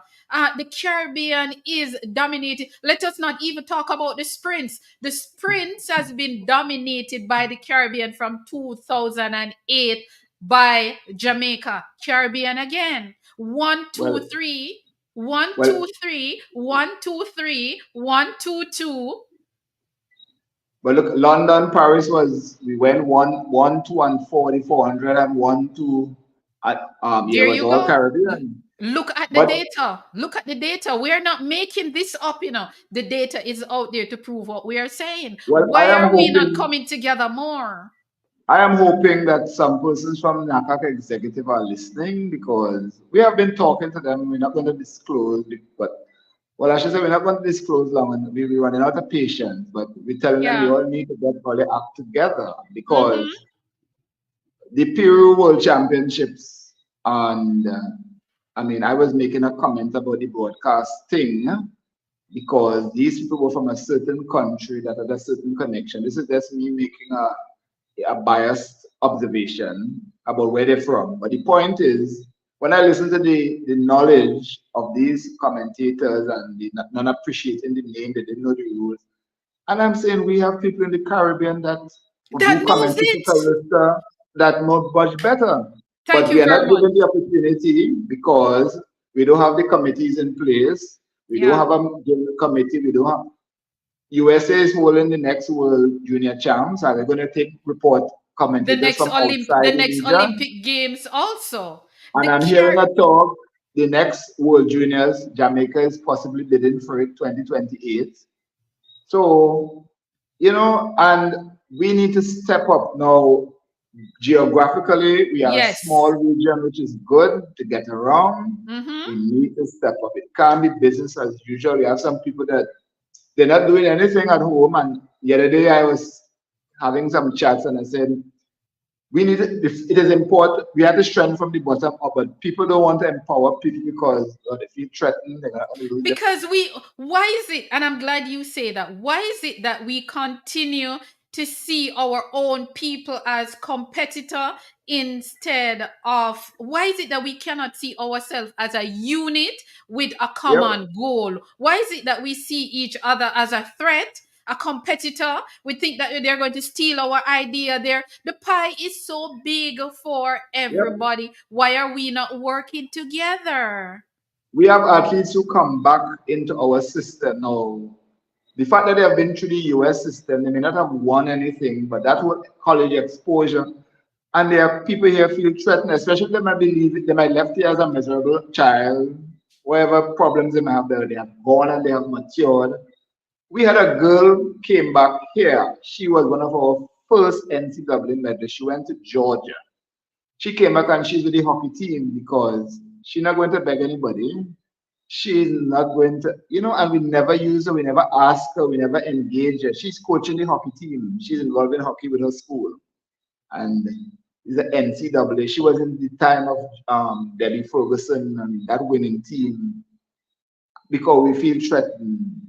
And I'm saying this thing because I remember he's a former athlete, he passed away now, Dr. Cliff Bertrand, who went into the Pan Am Games in the 50s, right? So he's always made the point when I used to do something right, give him, he's a doctor, they would listen to him. And that's the problem we're having because based on people get things and based on influence, if you can convince who in charge, there's no rationale, there's no planning again coming back because the grassroots people can give it, they're who's supposed to give it the information anyway because they are the ones who are affected. So now it might be a symptom of our political structure, maybe that we govern the same way, right? But track and field has been our bread and butter, has been our flagship. Mhm. And I am calling on the power, the people who strive for position, we need to step up. It's Yes. showing we saw the issues with Jamaica, and those issues were happening before the Olympics with the world relay selection and the madness that went on to select. You have top athletes say you're saying they didn't run for the year, you can't select them. America Olympic team was basically the world relay team because they're building towards that. Thank you And very much for saying that, sir. Thank you. we had a reporter that wrote some guy run a leg 46, 46 what an impressive. I said, you know what, Lex Cindy McLaughlin and Femke Bowl run? And so expect another thing that is important. We enter the scientific age now. Other countries can give you an idea of the medal based on money they have invested. Who can make finals? Everything is data driven now. France and I'm going to tell you we expect final, and sometimes we want the medals. So we send to 18-year-olds to Olympics. Our expectations have to be real. 18, 19, even now sometimes we say 21, they're too young. No, but our expectations have to be real. We can't Yes. get up January morning of in the Olympic year and suddenly won medals. Yeah. The You world have to be champs planning. before, You need to plan it. This is something that you're supposed to be planning from before. How many medals do you want to win? What do yes, we need to do? So what federations in the Caribbean, including Jamaica, need to do is say, okay, how many medals are we targeting in 2028? And then you go to the different coaches who are conditioning these athletes and said, look, let us have a meeting. We want to target 20 medals. How can we help your camp? To what kind of resources we can help your camp with in order to Not, achieve not, not, this? not, not the bickering and that we Yeah, are. And yeah. not, I don't want to focus on Jamaica alone, It's because not just Jamaica alone, right, is but because we have that problem too. And it is when you obvious ask, to the entire world. look simply, so athletes by us, you could apply for government funding. The federation says it's not their business, then whose business it is? Ridiculous. It's Whose ridiculous. business? So, and I see, as again, culture is important because we have to understand. Yeah. Um, and these athletes might be on top today, tomorrow morning they fall from grace because Yes. because mentally they're not ready. They could lose it, and then Yeah. also it's tough. One bad year and you could be out of it. Look, Shawn Miller, we go, she's still recovering. We're not saying she's not going to come back, but Yes. so our Yeah, you culture is have important. so many top athletes who won at the Tokyo Olympics who are struggling with injuries. We have Yes, Shawn Miller who won the 400. We have Yulama Rojas who won the triple jump. Elaine Thompson Hero right in our backyard. and Elaine Sharon. Thompson, Shelly and Fraser Price, so Sherika Jackson, so many athletes are struggling with injuries now. And the thing is that next year is another big season. Well, that comes back to yet another point of the back to back to back. Now, America with their pool, if a different one win, it's still top quality, but our limited pool. Now that back to back is showing because it's 2021, 2022, 2023, 2024, 20. That's 5 straight years Yeah. of, so Hmm.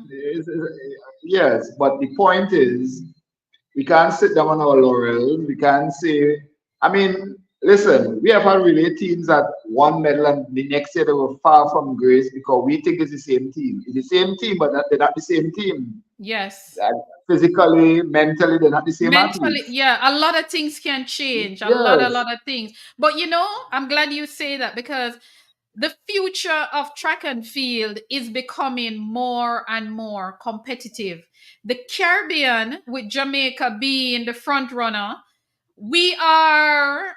How do we think we should position ourselves to remain a force to be reckoned with? Because guess what?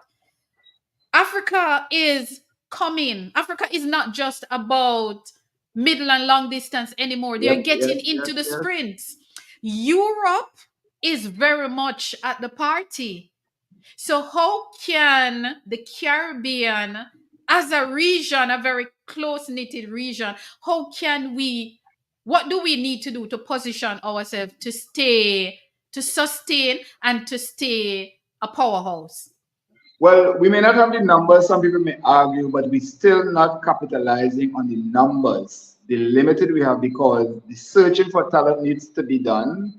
We cannot just look at those. There are probably people who are not even interested in the sport that based on their body type, and you have to target them. Yeah, talent Yeah. searching is important. Mhm.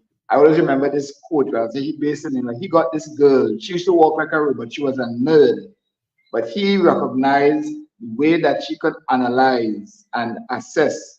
Listen, this girl went on one career to triple. She didn't get any fair play. She went and finished her degree in the US in 3 years while still competing in the NCAA, won a medal, and she did sciences. The point is identifying the talent is important. It's not just Yes. about your top athlete, it's the right Hmm. athlete you need that you can. You hear people get scholarships to come last in a race or while they were warming up, the coach sees certain attributes that he can work with. Yes. So the talent identification we need to have is not just because look simply in Tokyo. So Shellyan and Sherika. And Elaine. Right. Well, we know Elaine wasn't going, but even then, and Shellyan always talked about it. The team does win by chance because we don't do any practice together. Yes, So the that if relay. Oh somebody, my, yes. Yeah. so if somebody falls out, they don't have any, you haven't worked the different combinations. We take it for granted. We continue to take it for. We're lucky we have a small country, Jamaica. Jamaica must not even the size of Florida yet in terms of size to get to move around. We are Yeah. taking the laurels for granted. Mm-hmm. I have gone to games and see how we, so- and I'm right. So I'm in the in where after the race, the where the athletes are, and you see how the US treat all the athletes, the Canadian. This is about development. It's not about stardom yet. These are developing athletes. Yes. How you have to give them all the kind of push, whether Mm-hmm. they. So we have to understand it's not about making they're winning at junior level. They have not reached anywhere as yet. You have to get Mm-hmm. the right attitude and temperament in. So we need to grow on the talent so we don't rely on athletes and athletes feel well. I am sure on a team and this kind of prima donna behavior. We have, as I said, we don't have the vast numbers, but we still not exploring the numbers that we have.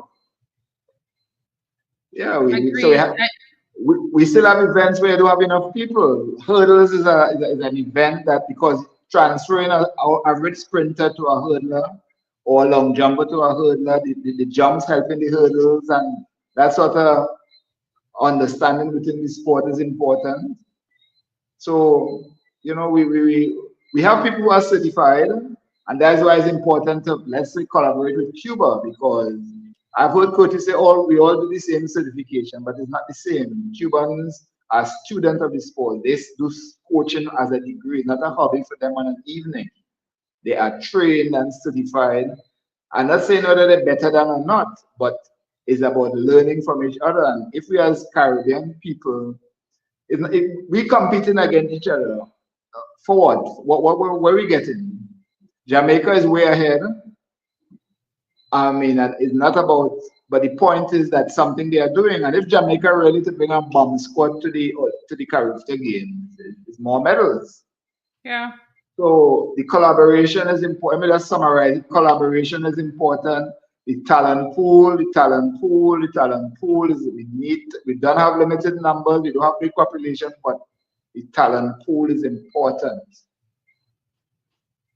Find I getting more totally, people. I totally agree with you. Another thing I think that we need to do a little bit more of is more exchange programs. Well, More yes, exchange yes, programs. because yes, that would help because you see, you take things for granted and look, for example, we had some athletes that did go to the Gibson Relays before.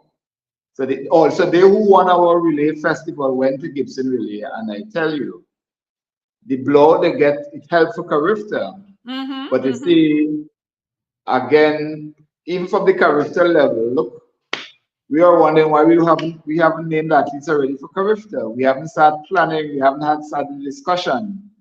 So you have, No planning has started. Japan is around the corner as much as it is September next year. But what are your plans for Japan? How many medals do you want to win? Which events do you want to win? How many well, do you want into a all right. final? So you may not even talk about medals, but making finals Making because finals, yeah. we had one final this year, 1 year, I think it was year one. Last year in Budapest, we had a semi-finalist. So I don't know how much we were expecting to jump from one semi-finalist, but we had two finalists this year. So it's been really the expectation now Yeah. because I remember I had an issue with people jumping on the board. So everybody becomes a track and field analyst at Olympics. And after that, because Michelle, yeah, he came home for the year, I think nobody came to see her run, nobody came and give her a word of encouragement.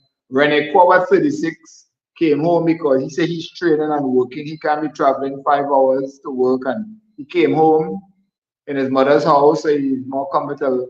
So we need the buy-in, the coaching. Yes. That's another thing. The public, people don't come to track meets is one thing. How we market is another thing. The association, we need to market and it's grassroots sport. It's something that we do naturally. It's less expensive. Yeah. So even that whole marketing of the sport, we know we like to wait till June to promote track and field. You could imagine that we wait because Crazy. June is the That's championship crazy. month. Crazy. We have meets. We just call them development meets. Why don't you call them the Auto Bowling or the somebody meet to bring? Now our secondary school have gone that way, and I must praise them. Where we have regional. So the Tobago one named after Kelly and Batiste, Renee Paul. You have the Jerry Richards League, you have the good. They have been trying, but the secondary school, at least by us, we still need more collaboration with the governing body. And again, it's still a little tussle because nobody wants to let go control. Nobody wants, so you need the collaboration. But my thing is that if you don't want to let go control, then do the work. Find out what you need to do in order to do the work. Get a consultant. You said it earlier. There are people out there doing degrees in sport management. Get Well, someone with the expertise to work alongside you in order to do the thing properly.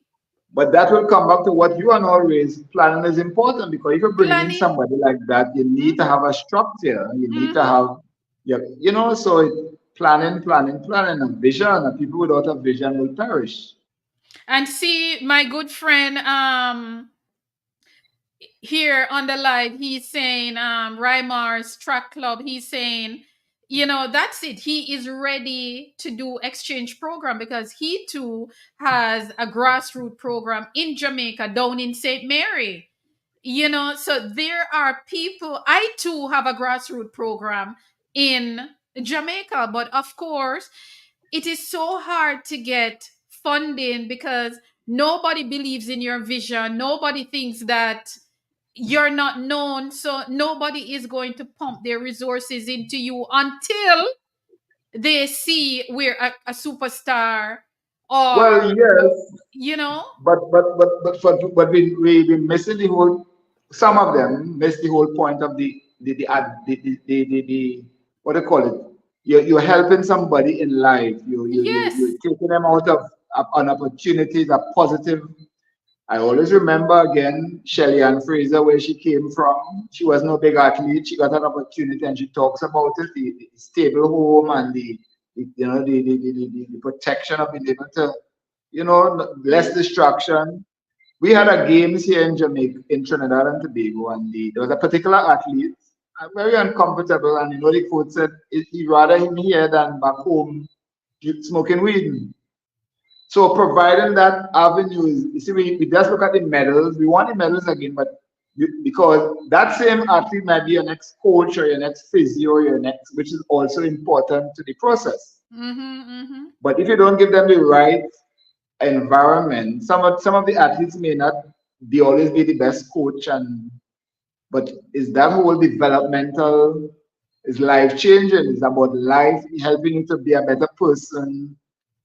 It isn't just about medals. Indeed, indeed, indeed, indeed. And we definitely have to do more, as the Caribbean. We need to stop seeing each other as a threat. We need to just stop seeing each other as a threat and see how well we can help each Yep, other, yep. because the Bahamas is doing awesomely well in the quarter mile.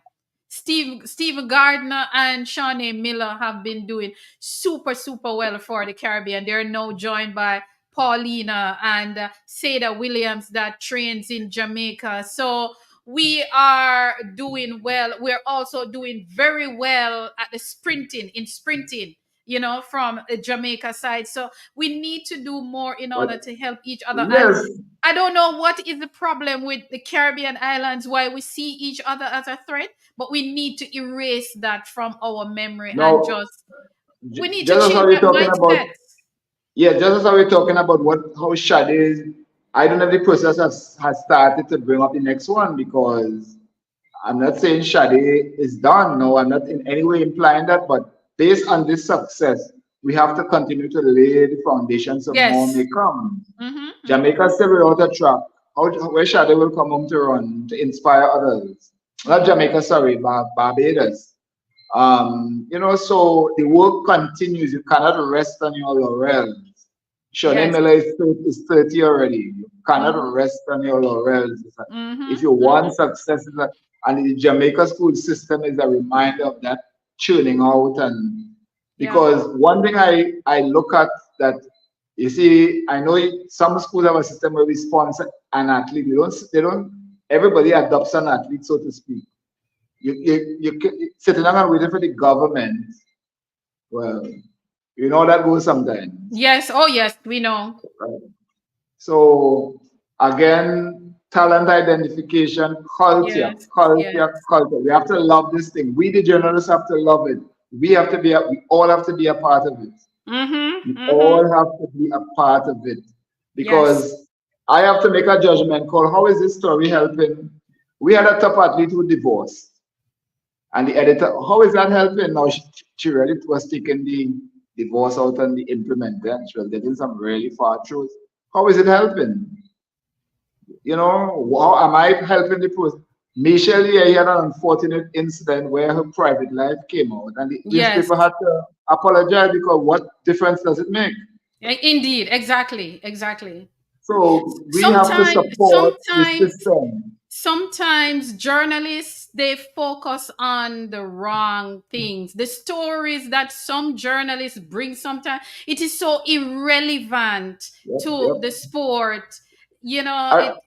yeah, I remember we had our football team, women. They went to Mexico, they got licks. Nobody wanted to go in the airport. I said, that is when they need us. Yes. That is Yes. when they need us now. Yes. I came from Tobago. I missed my flight because the flight left early. So I called. You know, I got an exclusive 2 weeks after the night. No, I couldn't run it because it was Frank. But the point is, I had a better understanding of what these girls going through, and Yes. Yes. you know, so Yes. we are all part of it. We need to give Yes. our We athletes are. the Yep. respect. We Mm-hmm. need to give the athletes the respect that I mean, I look at how the Americans now. We have a sports psychologist from Trinidad and Tobago. She works with the US team. Her husband is married to Fowler, one of those Jamaican Bahamian long jumpers. The name slipping me. Edwards, Jackie Edwards, the long jumper from her husband. She's a sports psychologist with the US team. And she's telling us when they go to the track meet with the Americans, they have to be handing the athletes water. They have to be handing them their t-shirts. They have to be in the sun. It's not about we are doctors and we're up in the stands with our dark shades and our Mm-hmm. notebooks and we're just looking down. No, the most important things are the athletes. You hearing people telling this athlete have an attitude and she feel where she come. You are there to support the athletes. They tell you no, you have to understand is you have to give them that respect. You're They speaking said my no. language. You're speaking Yes, my language. Yeah. they said no, they don't want to give an interview again. Yes, so what? So they're from wherever they feel they win a gold medal. Thank you very much. Give them the respect. We are part of the process, and I don't know how long we're going to talk. I don't know how long we're going to talk. We don't know how we're going to talk. So, Yeah, yeah. You're yeah, you're totally right. We do not celebrate our athletes enough. There's so much that our athletes deserve, but we yeah, are not. And each time they touch the track, we want them to finish at the top of the podium. But we're yep, not yep, giving them the support that they need just to even say something positive, yep. instead of Because running with all these negative stories and now, and some of these I, media houses, they need yep. to do better. Look, Michelle, here he had a very tough year. Now, and I'm going to say this because now Michelle decided to come back home. That was a very tough decision. And I am telling people, oh, let's say she didn't get past the first round. How many of you all came in the stadium and said, Michelle, look at apple, look at plum, look Yes. this money to buy a bottle of juice. How many of us, Michelle, we love you, Michelle, how many of us, but we spend money on her. And, Michelle had to come back home. I mean, Rene Kwao and I get along well. He said, I live how far? I may as well come home in my mother's house and not work for the 6 months to train. How many of Mm-hmm. you now Rene Kwao was 36, which is again show the lack of development. Rene Kwao run and qualify. Rene Kwao and people are questioning him at 36. He said, I went and I did my best and I beat other people. Of course. Question. No, he running. We had three guys running 46 and a relay, and one guy running 44. And I don't know what medal we were really expecting. 46. When you You know. especially when you look at the competition. When you look at the other teams and what they Yeah, were putting out there, we have to be realistic, in yeah. our prediction. And I realize a lot of people don't understand how big of a deal it is when your athlete can make a final A final. You don't at a understand. global Yes. championship where you have how many countries competing for one of Listen, it's those sometimes it's 8 harder to get lanes. into a final than to compete in the final. Oh It my is God. tougher.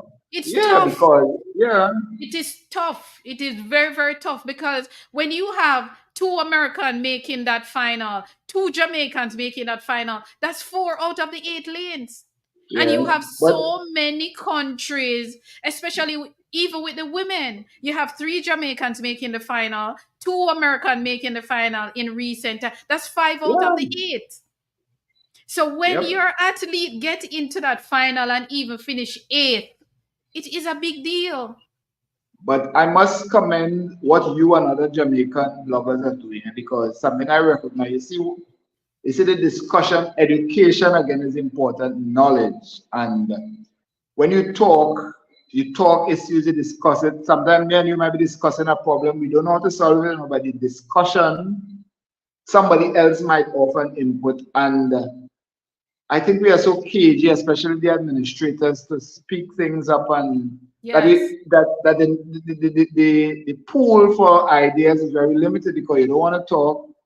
And look, I went to this safeguarding workshop recently, and it dawned on if you're not even communicating, how will you communicate a challenge? You're not Yep. communicating good things. How will you communicate when you have a challenge or a sensitive situation? Mm-hmm. I'm saying that to say we are all stakeholders and our Yes. culture, we all have to appreciate each other Mm-hmm. in terms of the work. And I think some of our administrators, some of them get a little too complacent in their position, Yes. Yes, and it is sir. causing a problem. It is Mm-hmm. causing a problem. Mm-hmm. It is Mm-hmm. times have changed.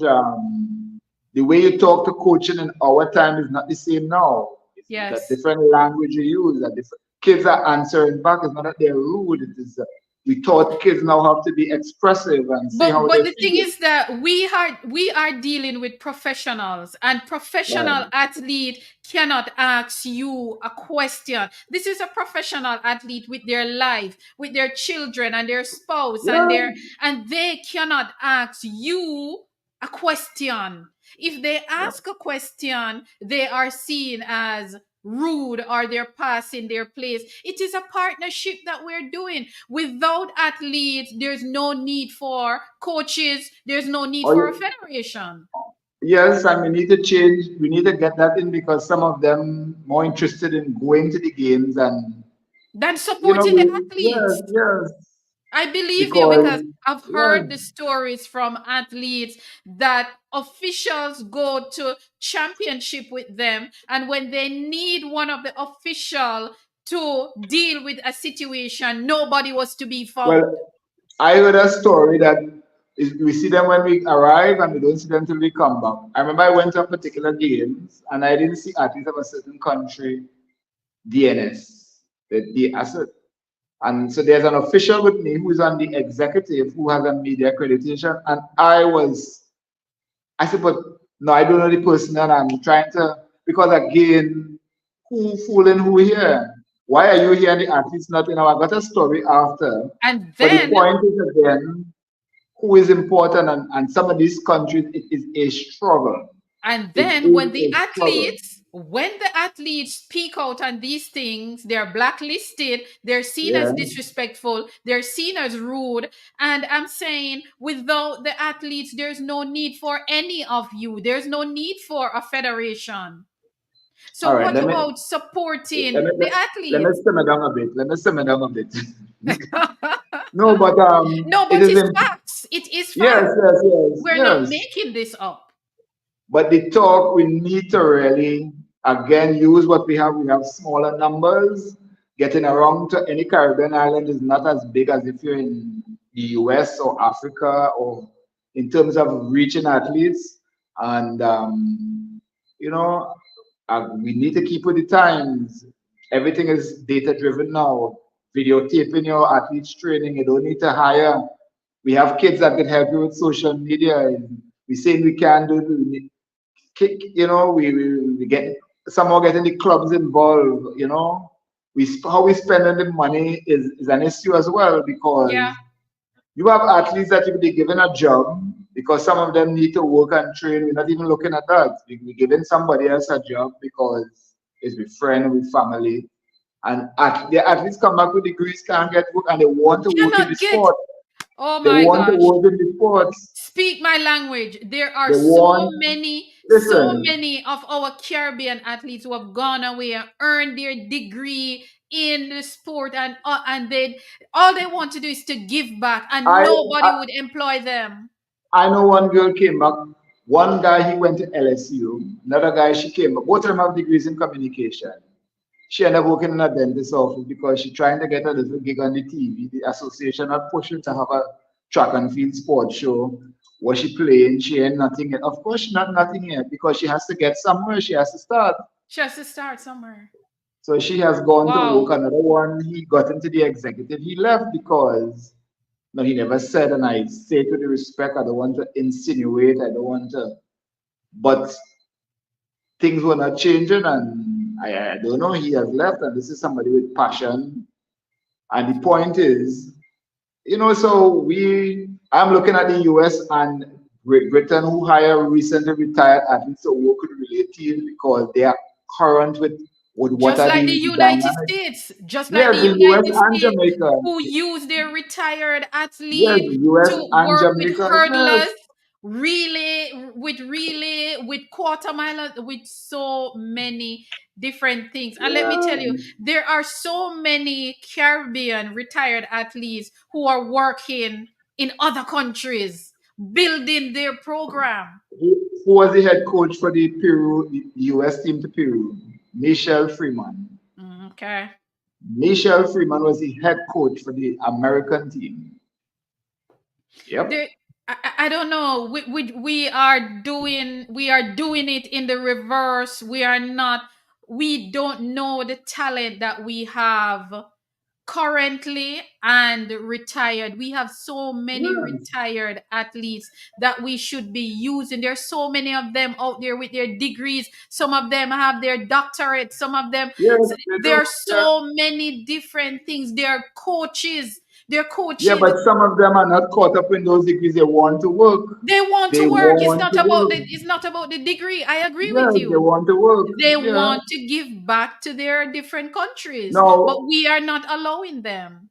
I got the chance to meet Grace Jackson here in Trinidad. And when Grace Jackson could tell you that Grace Jackson must have a 3 master's degrees, not something she boasts about. You know, something we'll discuss, whatever. And the point is, her heart is for the athletes. Yep. And look where she is in Trinidad, because I spoke to Yeah, her. I did yeah, an interview with Grace.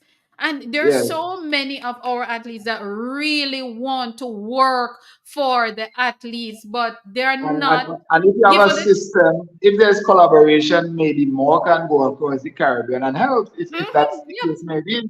I totally agree with you. I totally agree. But there are a lot of our athletes that want to give back. The region, the Caribbean region, Yeah, yeah. have talent upon talent and talent and talent on the track, off the track, in the classroom, building other people's program and other people. Yes, Look yes. at Lasina Golden Clark. Lasina Golden Clark, formerly of Jamaica, Produce a world champion and a world Veer record holder. Technical High School. She is the coach of the world record holder And for the sprint holder. hurdles. Yes.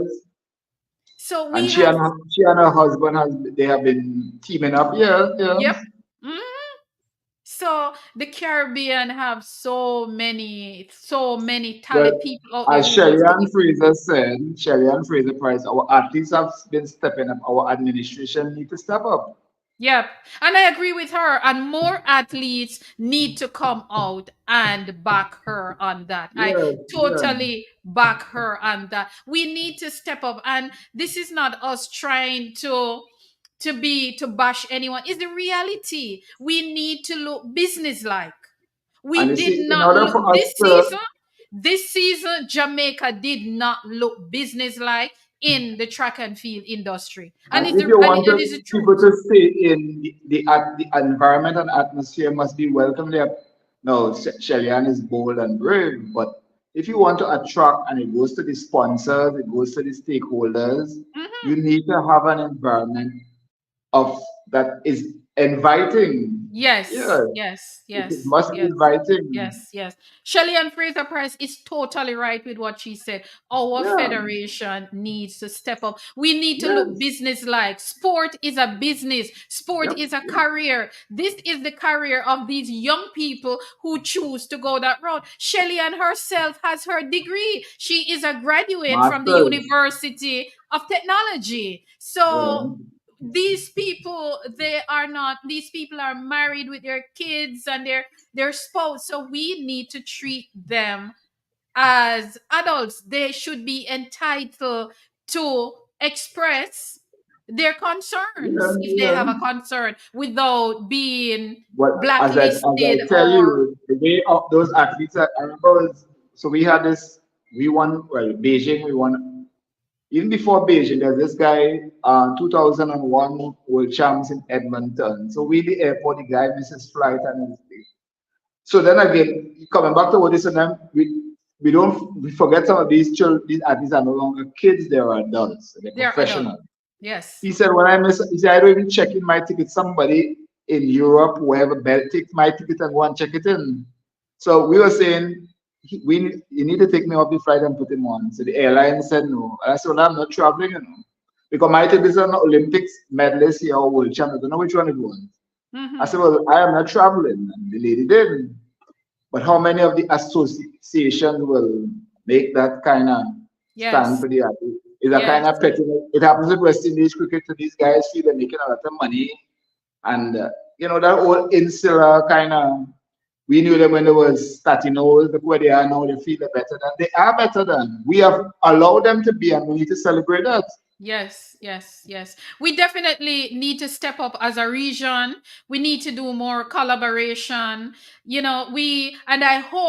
I hope, because the excuse for my country this year was that we did not know or we did not remember that World Relays is the qualifying for the Olympics. So I'm going to say now that the World That is the Relays, excuse word. hold on, I am going to say it again, that the World Relays next year will be the qualifying or the qualifications for the World Championship that will be held in Japan. So I want to see what is going to be the excuses next year for Jamaica qualifying for those four relays, the 4x1s and the 4x4, the world relay And again. the 4x4. And I think I like it. I like that the world athletics has done that, because what has happened is that the image of the world relay has now been lifted, where you're seeing more top athletes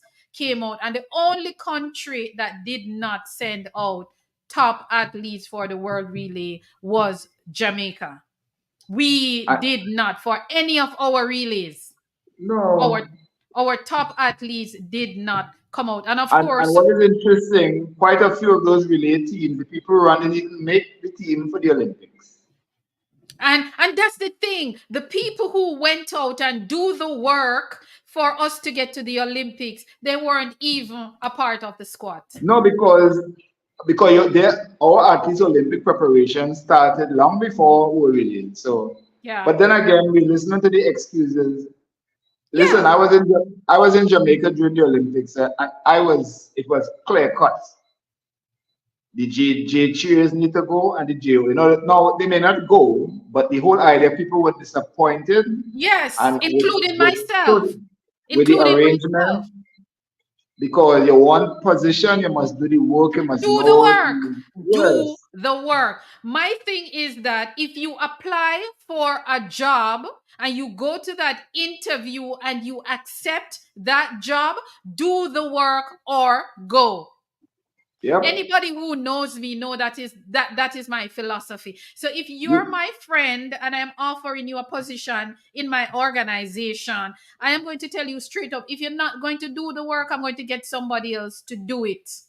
So I don't have a problem giving a friend a job, but that friend must do that job or you have to go. So this that I do, I have people behind the scene and they know how I operate. If you're not going to do the work, tell me and I will do it myself or I will get somebody else and do it. I mean, we were so annoyed.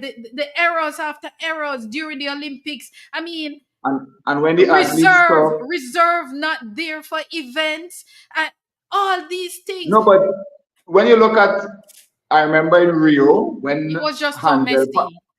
when he had Hansel Parchman and Geneva Russell being injured, and they explained that we allowing them, we're giving them a time. What happened this time with Sherry and that Shelly and Sherika Jackson?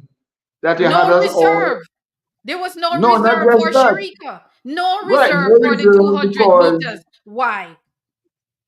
no, well, even coming in, if you look at the little dynamics this year now, World Athletics trying to cut the numbers. Nobody from our 200 meters was on that relay team, so we didn't have choice. Now, normally, if you had more on the team, you would have had more reserve because the 200 meters would not have counted in your five. But we could But have the, had, Jamaica could have had a reserve for Sharika. Is it that right, Sharika decided on the day that she's not going to which, run? so who is the boss one? And the next thing, some people were not in that administration were not honest to let us know she's injured. We need a press conference. We need Yes, somebody to explain this to us. I can yes. Don't tell me you understand. didn't know.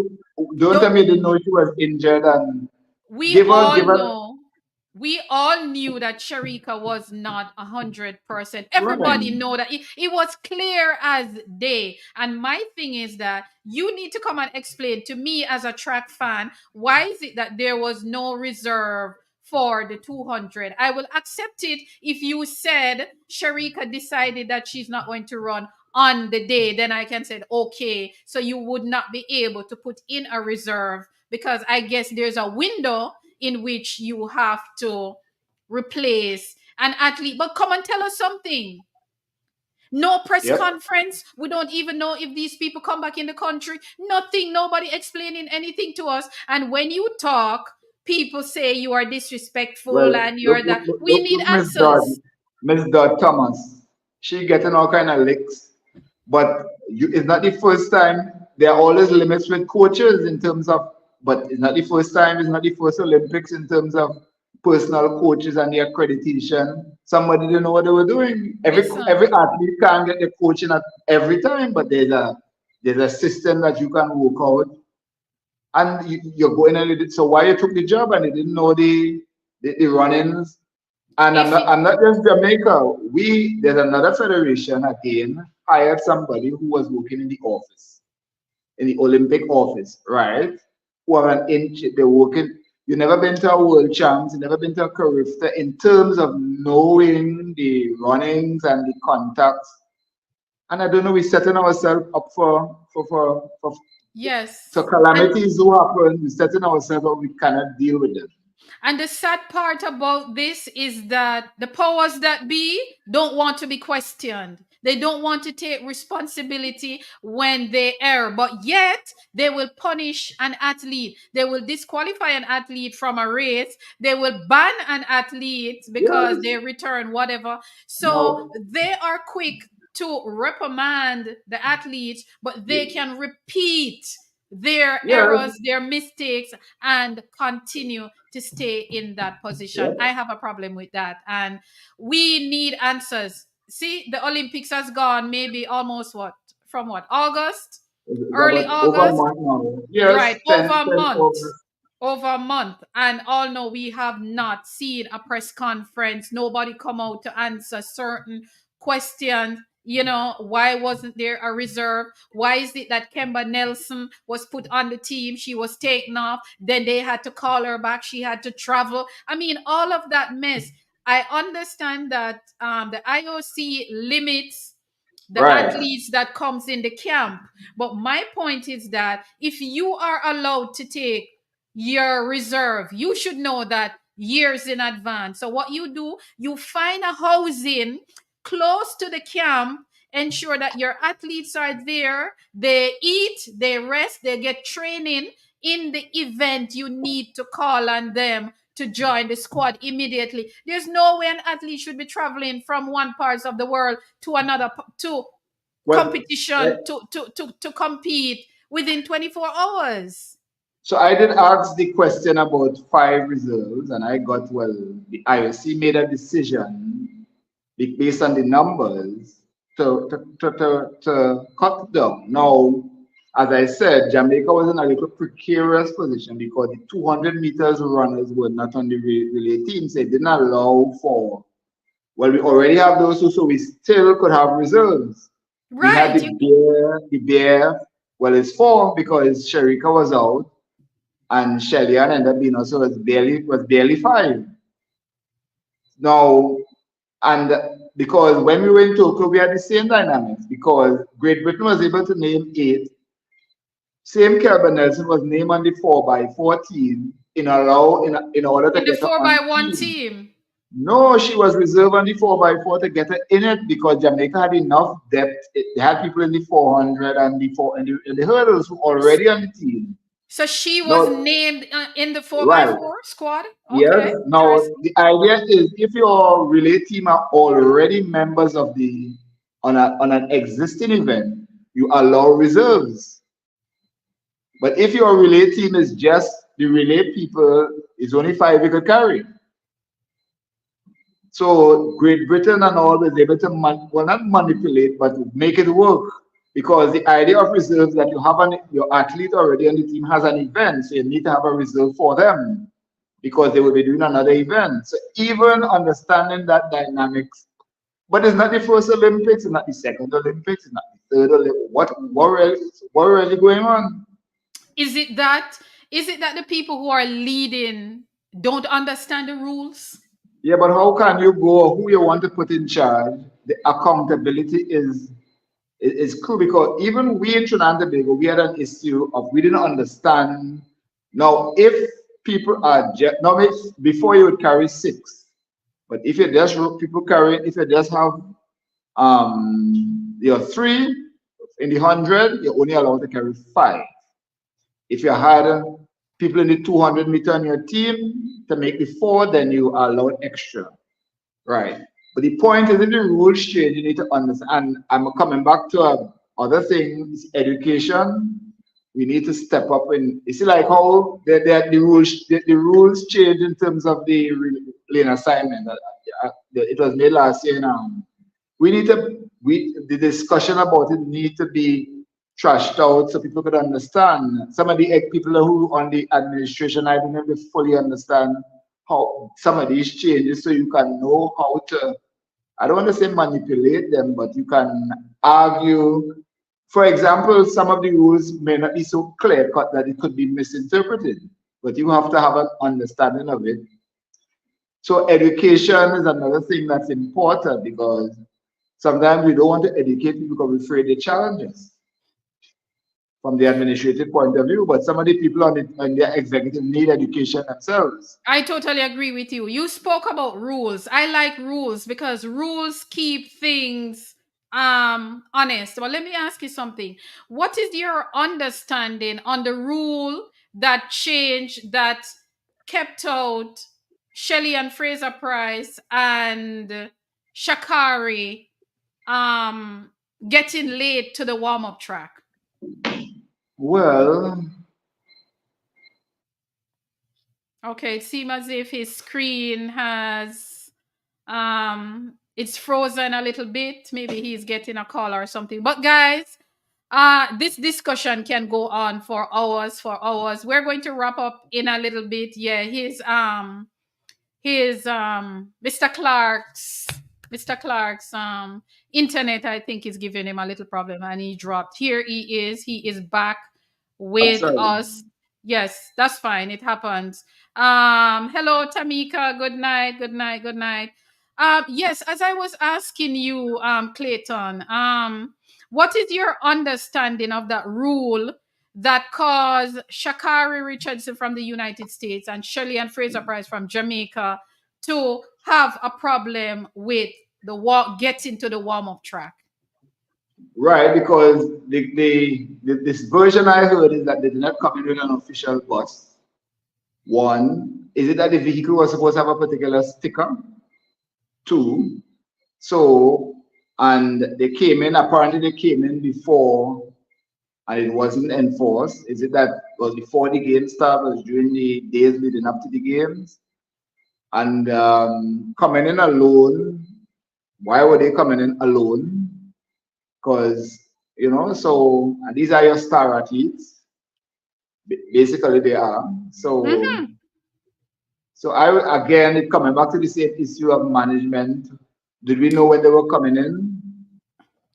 I I remember like we, hold on before you go any further. I like how you're answering my question with all those questions, because those are some of the questions I have been asking myself, and nobody come forward to explain anything.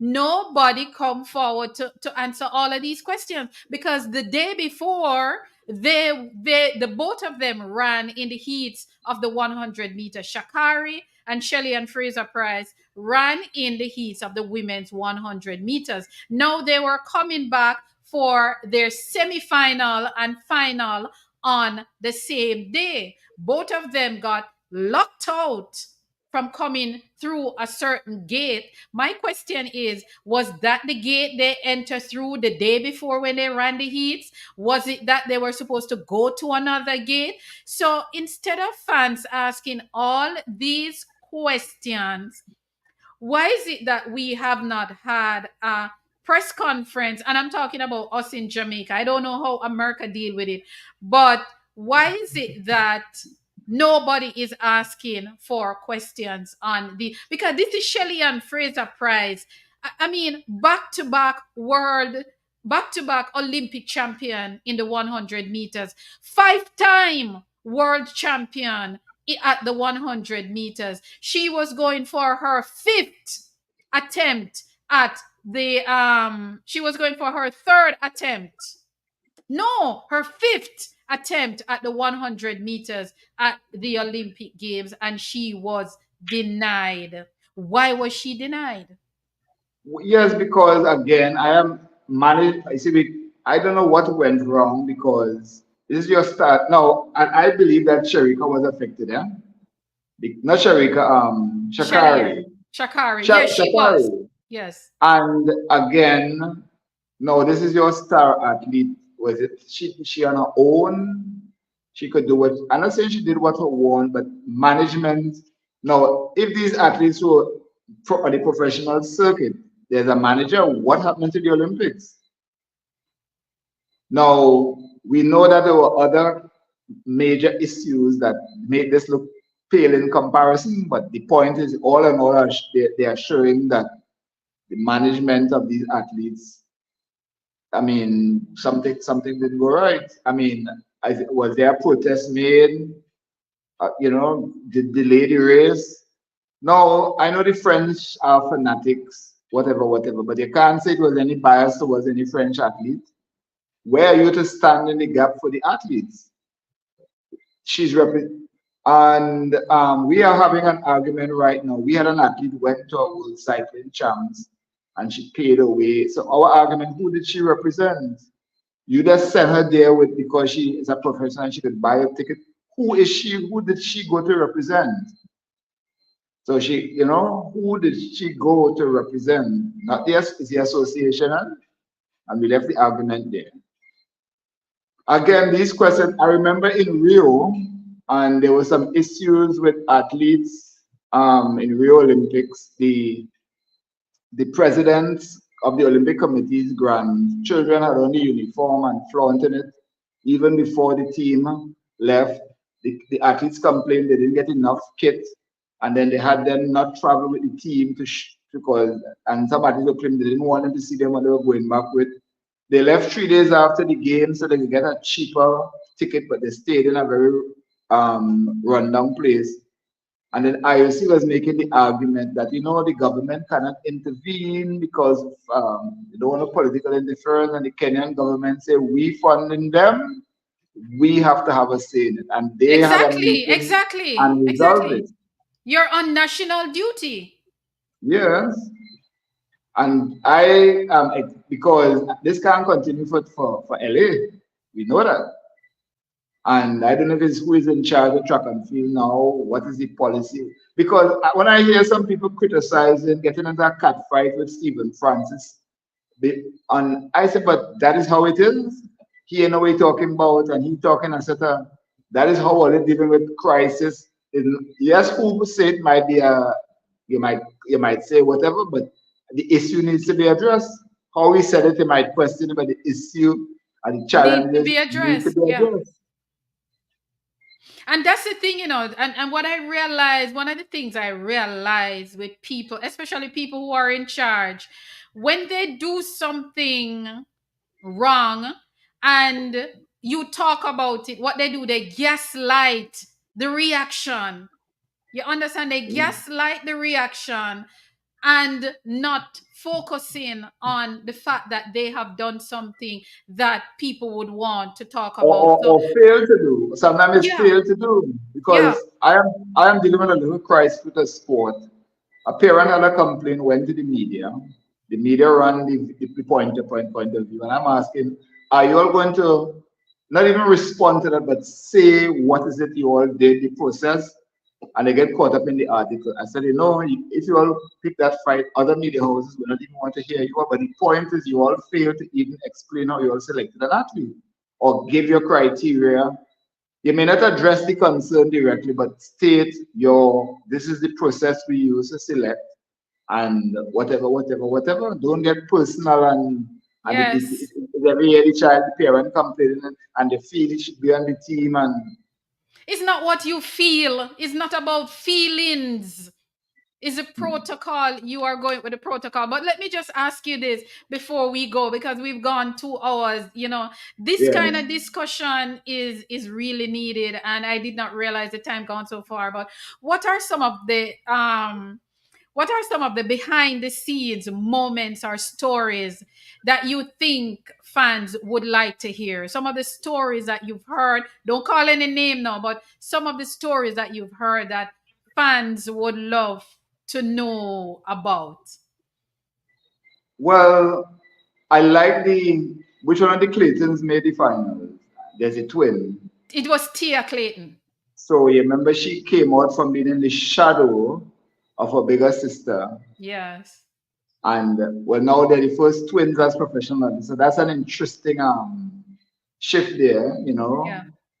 Always been in the shadow. They did motivate. Did you feel, well, Yeah.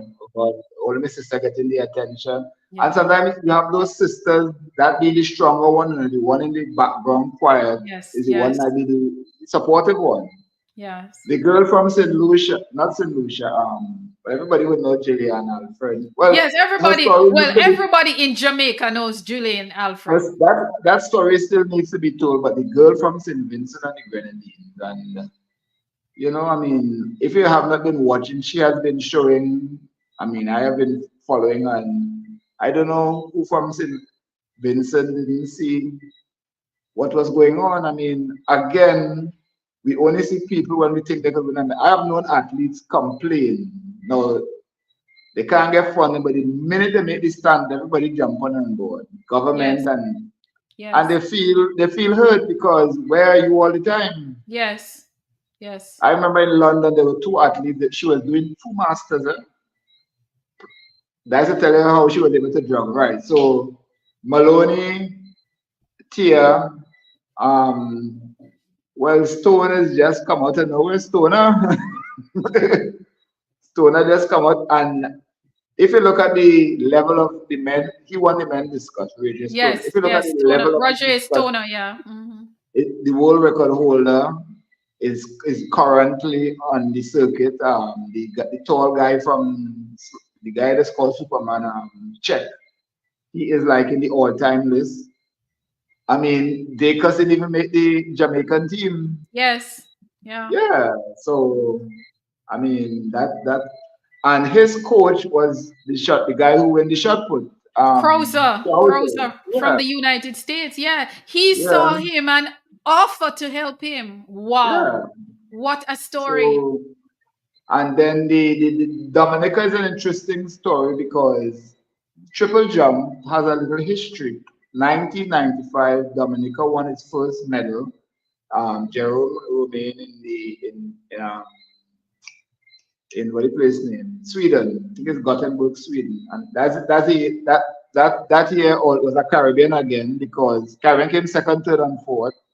Wellman from Bahamas, from Bermuda was second. Dominica, not Dominican Republic, and the two Cuban. James Beckford was the only time he did the triple jump. He was in that top eight, and he also won silver. So Dominica, and then in Rio, she was also the first Olympic finalist. So that is a and triple jumping. They have a triple jump. What dynasty legacy? What is it happening with the triple jump? There was a Cuban, but he married Dominican. He made some Pan Am finals as a Dominican. There's so many So stories. The stories yeah, are yeah. so plenty. And and that is why I like this, to hear the stories and hear the different things, the challenges, how you overcome and stuff. But just to quickly ask you before we go, some just some random questions. Of all the different sports that you have covered, which stand out more to you? Swimming. Why swimming over track and field? No, at least back us here, we had one pool in the north. These kids you had to get up 4 o'clock to come to the kids in the south. Used to get up to come to the north and go down back in time to school. And the parents used to say the kids would wake them up to go to the pool. And I felt that's how I got Wow. involved in swimming. I said that's a good medal in itself. So the Wow. kids used to wait for mommy, it's time to go to the pool. Awesome, awesome, Yeah, awesome, yeah. awesome. That's awesome. Awesome. Okay, my next question to you is how do you prepare yourself when you're covering events? Do you do a lot of research? Yes, because even simply compiling the results from all the meets help because my thing is I said maths is I mean I said that the numbers tell a story and I love and even when you're arguing with how they select athletes, the numbers tell a story. Numbers tell a Yes. beautiful story. So it's Mhm. important to have the numbers to guide you, even when you're Yes. making estimates and Yes. guessing and Yeah. it's yes. The thing is, when you work with data, I prefer to work with data than how you feel because everybody feel as if how they feel is a right feeling. So people like me, as you said, I prefer to go with the numbers, the data, because that doesn't lie and that is already written, Yes. in history. But it was really a pleasure talking to you tonight. And before you go, I normally give my guest one question, give them an opportunity to ask me a question. But before I go to that, I'm going to put you on the spot now. Who is your favorite Jamaican athlete? I know I'm going to put you on the spot to call names and then somebody else No, might be. But who is you know a lot about Jamaica track and field. Who is your oh, favorite? I love Merlin. Marlene Otti. Yes, That's a, the that's a, trailblazer, and to see how women after her, well, women carry the flag for Jamaica in thereafter. I Mhm. mean, Usain Bolt kind of broke that trend, but women have been at the trail. They've been since Merlin so she started that whole trend and competing Marlene to the age of Otti. 50.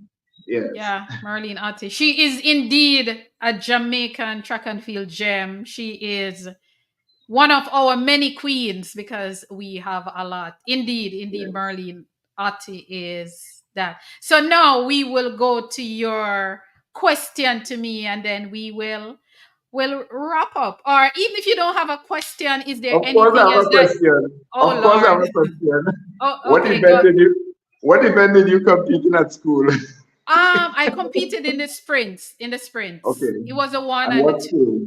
the one and the Oh, you two, went and testing. this was at the primary level. I did Yeah. not pursue. It was killed. My track and field career was killed at the primary level. All Yeah, right. I didn't get to move on because of parent decision. Okay. Oh, somebody on the live, Tamika is saying she is my favorite too. Grew up watching her, and it was a pleasure. And of course, we're talking about the great one, Merlin. Merlin Otti, Ati. and just a little history on Merlin. Merlin is a former very technical standout. Merlin has the record for the most Olympic Games. Merlin Otti has been to 7 Olympic Games from 1980 to 2004. Yes. Amazing, amazing. Most Olympics gained by a track and field athletes. Yes, by a track and field athlete. Yes, yes. But I hope it, I don't know if it has been broken. You see that little stat book I was telling you about, is give you all of Yes, that. I need Oldest, it. I youngest, need yeah, a copy of it. Yes, yeah. Merlin has been to Oldest, 7 Olympic Games, six for yeah, Jamaica, and she closed out 2004 for Slovenia. So it was seven.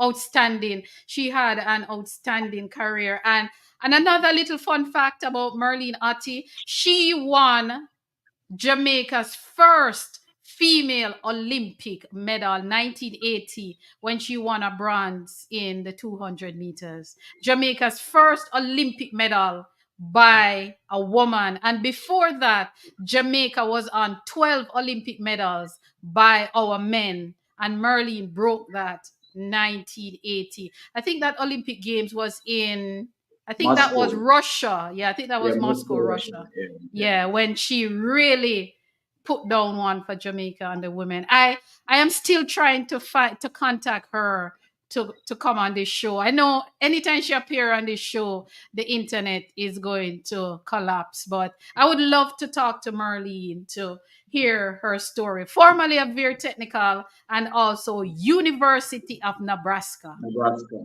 Yeah. Yes. Outstanding. Outstanding. Still the world record holder in the women's 200 meters indoor. Yes, yes, yes. And she was the national record holder also in that event until it was broken By Shelly Ann Fraser by, Price in the 100, and then Sherika in the yes, 200. and Sherika in No, the 200. Elaine first, and then, Yeah, no, Sherika. Because Elaine won Sherika. 21.66 in Yes, yeah, Beijing. She didn't break yeah. it. Yeah.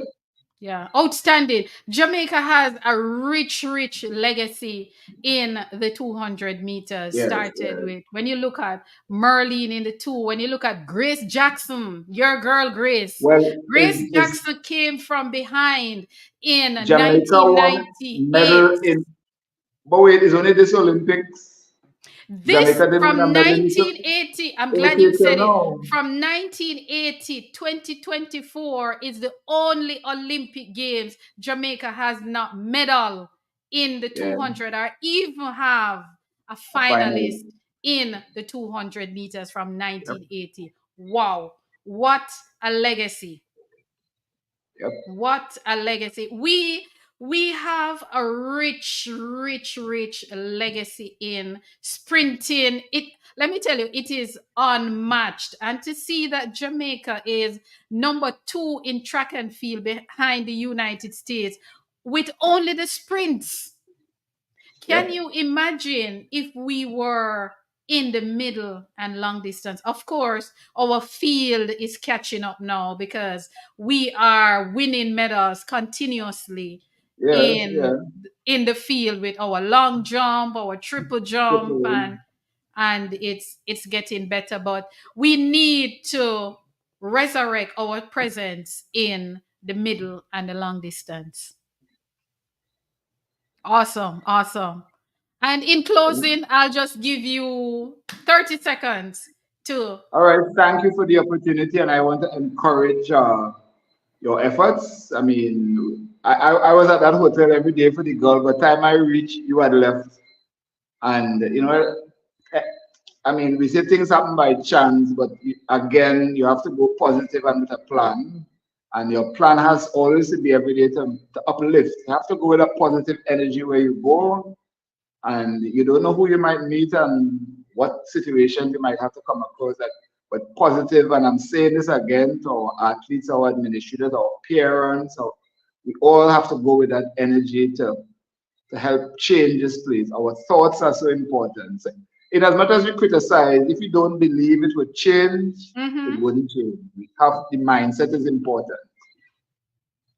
Totally agree with you on that. And with that said, we end another episode of HP Chat Track. Of course, it is all about track and field business. And my good friend here, he has become, and let me tell you a little story about him, guys. I had a quiz. I had a track and field quiz during the Olympic Games in Jamaica. And let me tell you, all the questions I asked during the quiz was about Jamaica track and field. And let me tell you, this man from Trinidad won the quiz. Trinidad and Tobago. I'm sorry. From Trinidad and Tobago. 60,000 people, please. Trinidad and Tobago. He won the quiz that was about Jamaica's Olympic legacy. And I won he won a 50-inch television courtesy of Singer Jamaica Limited. He was going up against a Jamaican in the quiz, and this man was able to answer all the questions about Jamaica Olympic legacy, because all the questions were about Jamaica and they were about the Olympics, and he won that television. So congrats again, Clayton Clark. Thank you very much for being here, my good friend from Trinidad and Tobago. And with that said, guys, thank you all for being here tonight. Tony Pete, welcome. Thank you for being here. Everyone who turned out tonight, Tamika, Vani, everybody. Yes, Tamika said he won by a landslide, and that is true. There was no competition. But guys, I'll be back here next week. And of course, next week we will go back into the athletes corner. And I'm not going to tell you who my guest will be next week, but she is another outstanding Jamaican athlete, and she is a former sprint hurdler, formerly of St. Jago High School. So guys, see you next week and enjoy your weekend. And I'm going to peep through my window now to see what the hurricane is doing outside. And of course, I have to say thank you to God for holding up the internet and the electricity that we could do this tonight. And guys, with that said, have a good night. Everyone, thank you for being here, and I will talk to you soon. Bye.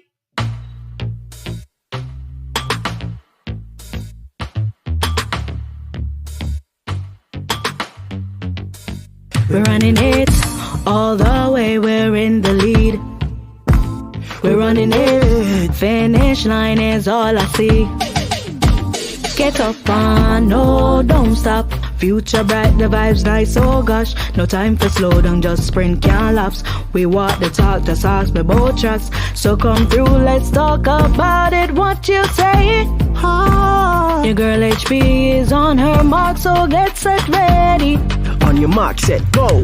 Oh yeah, make we chat about it. What the fastest? Make we chat about it. Or on next, Make we chat about it. check and feel at the topic.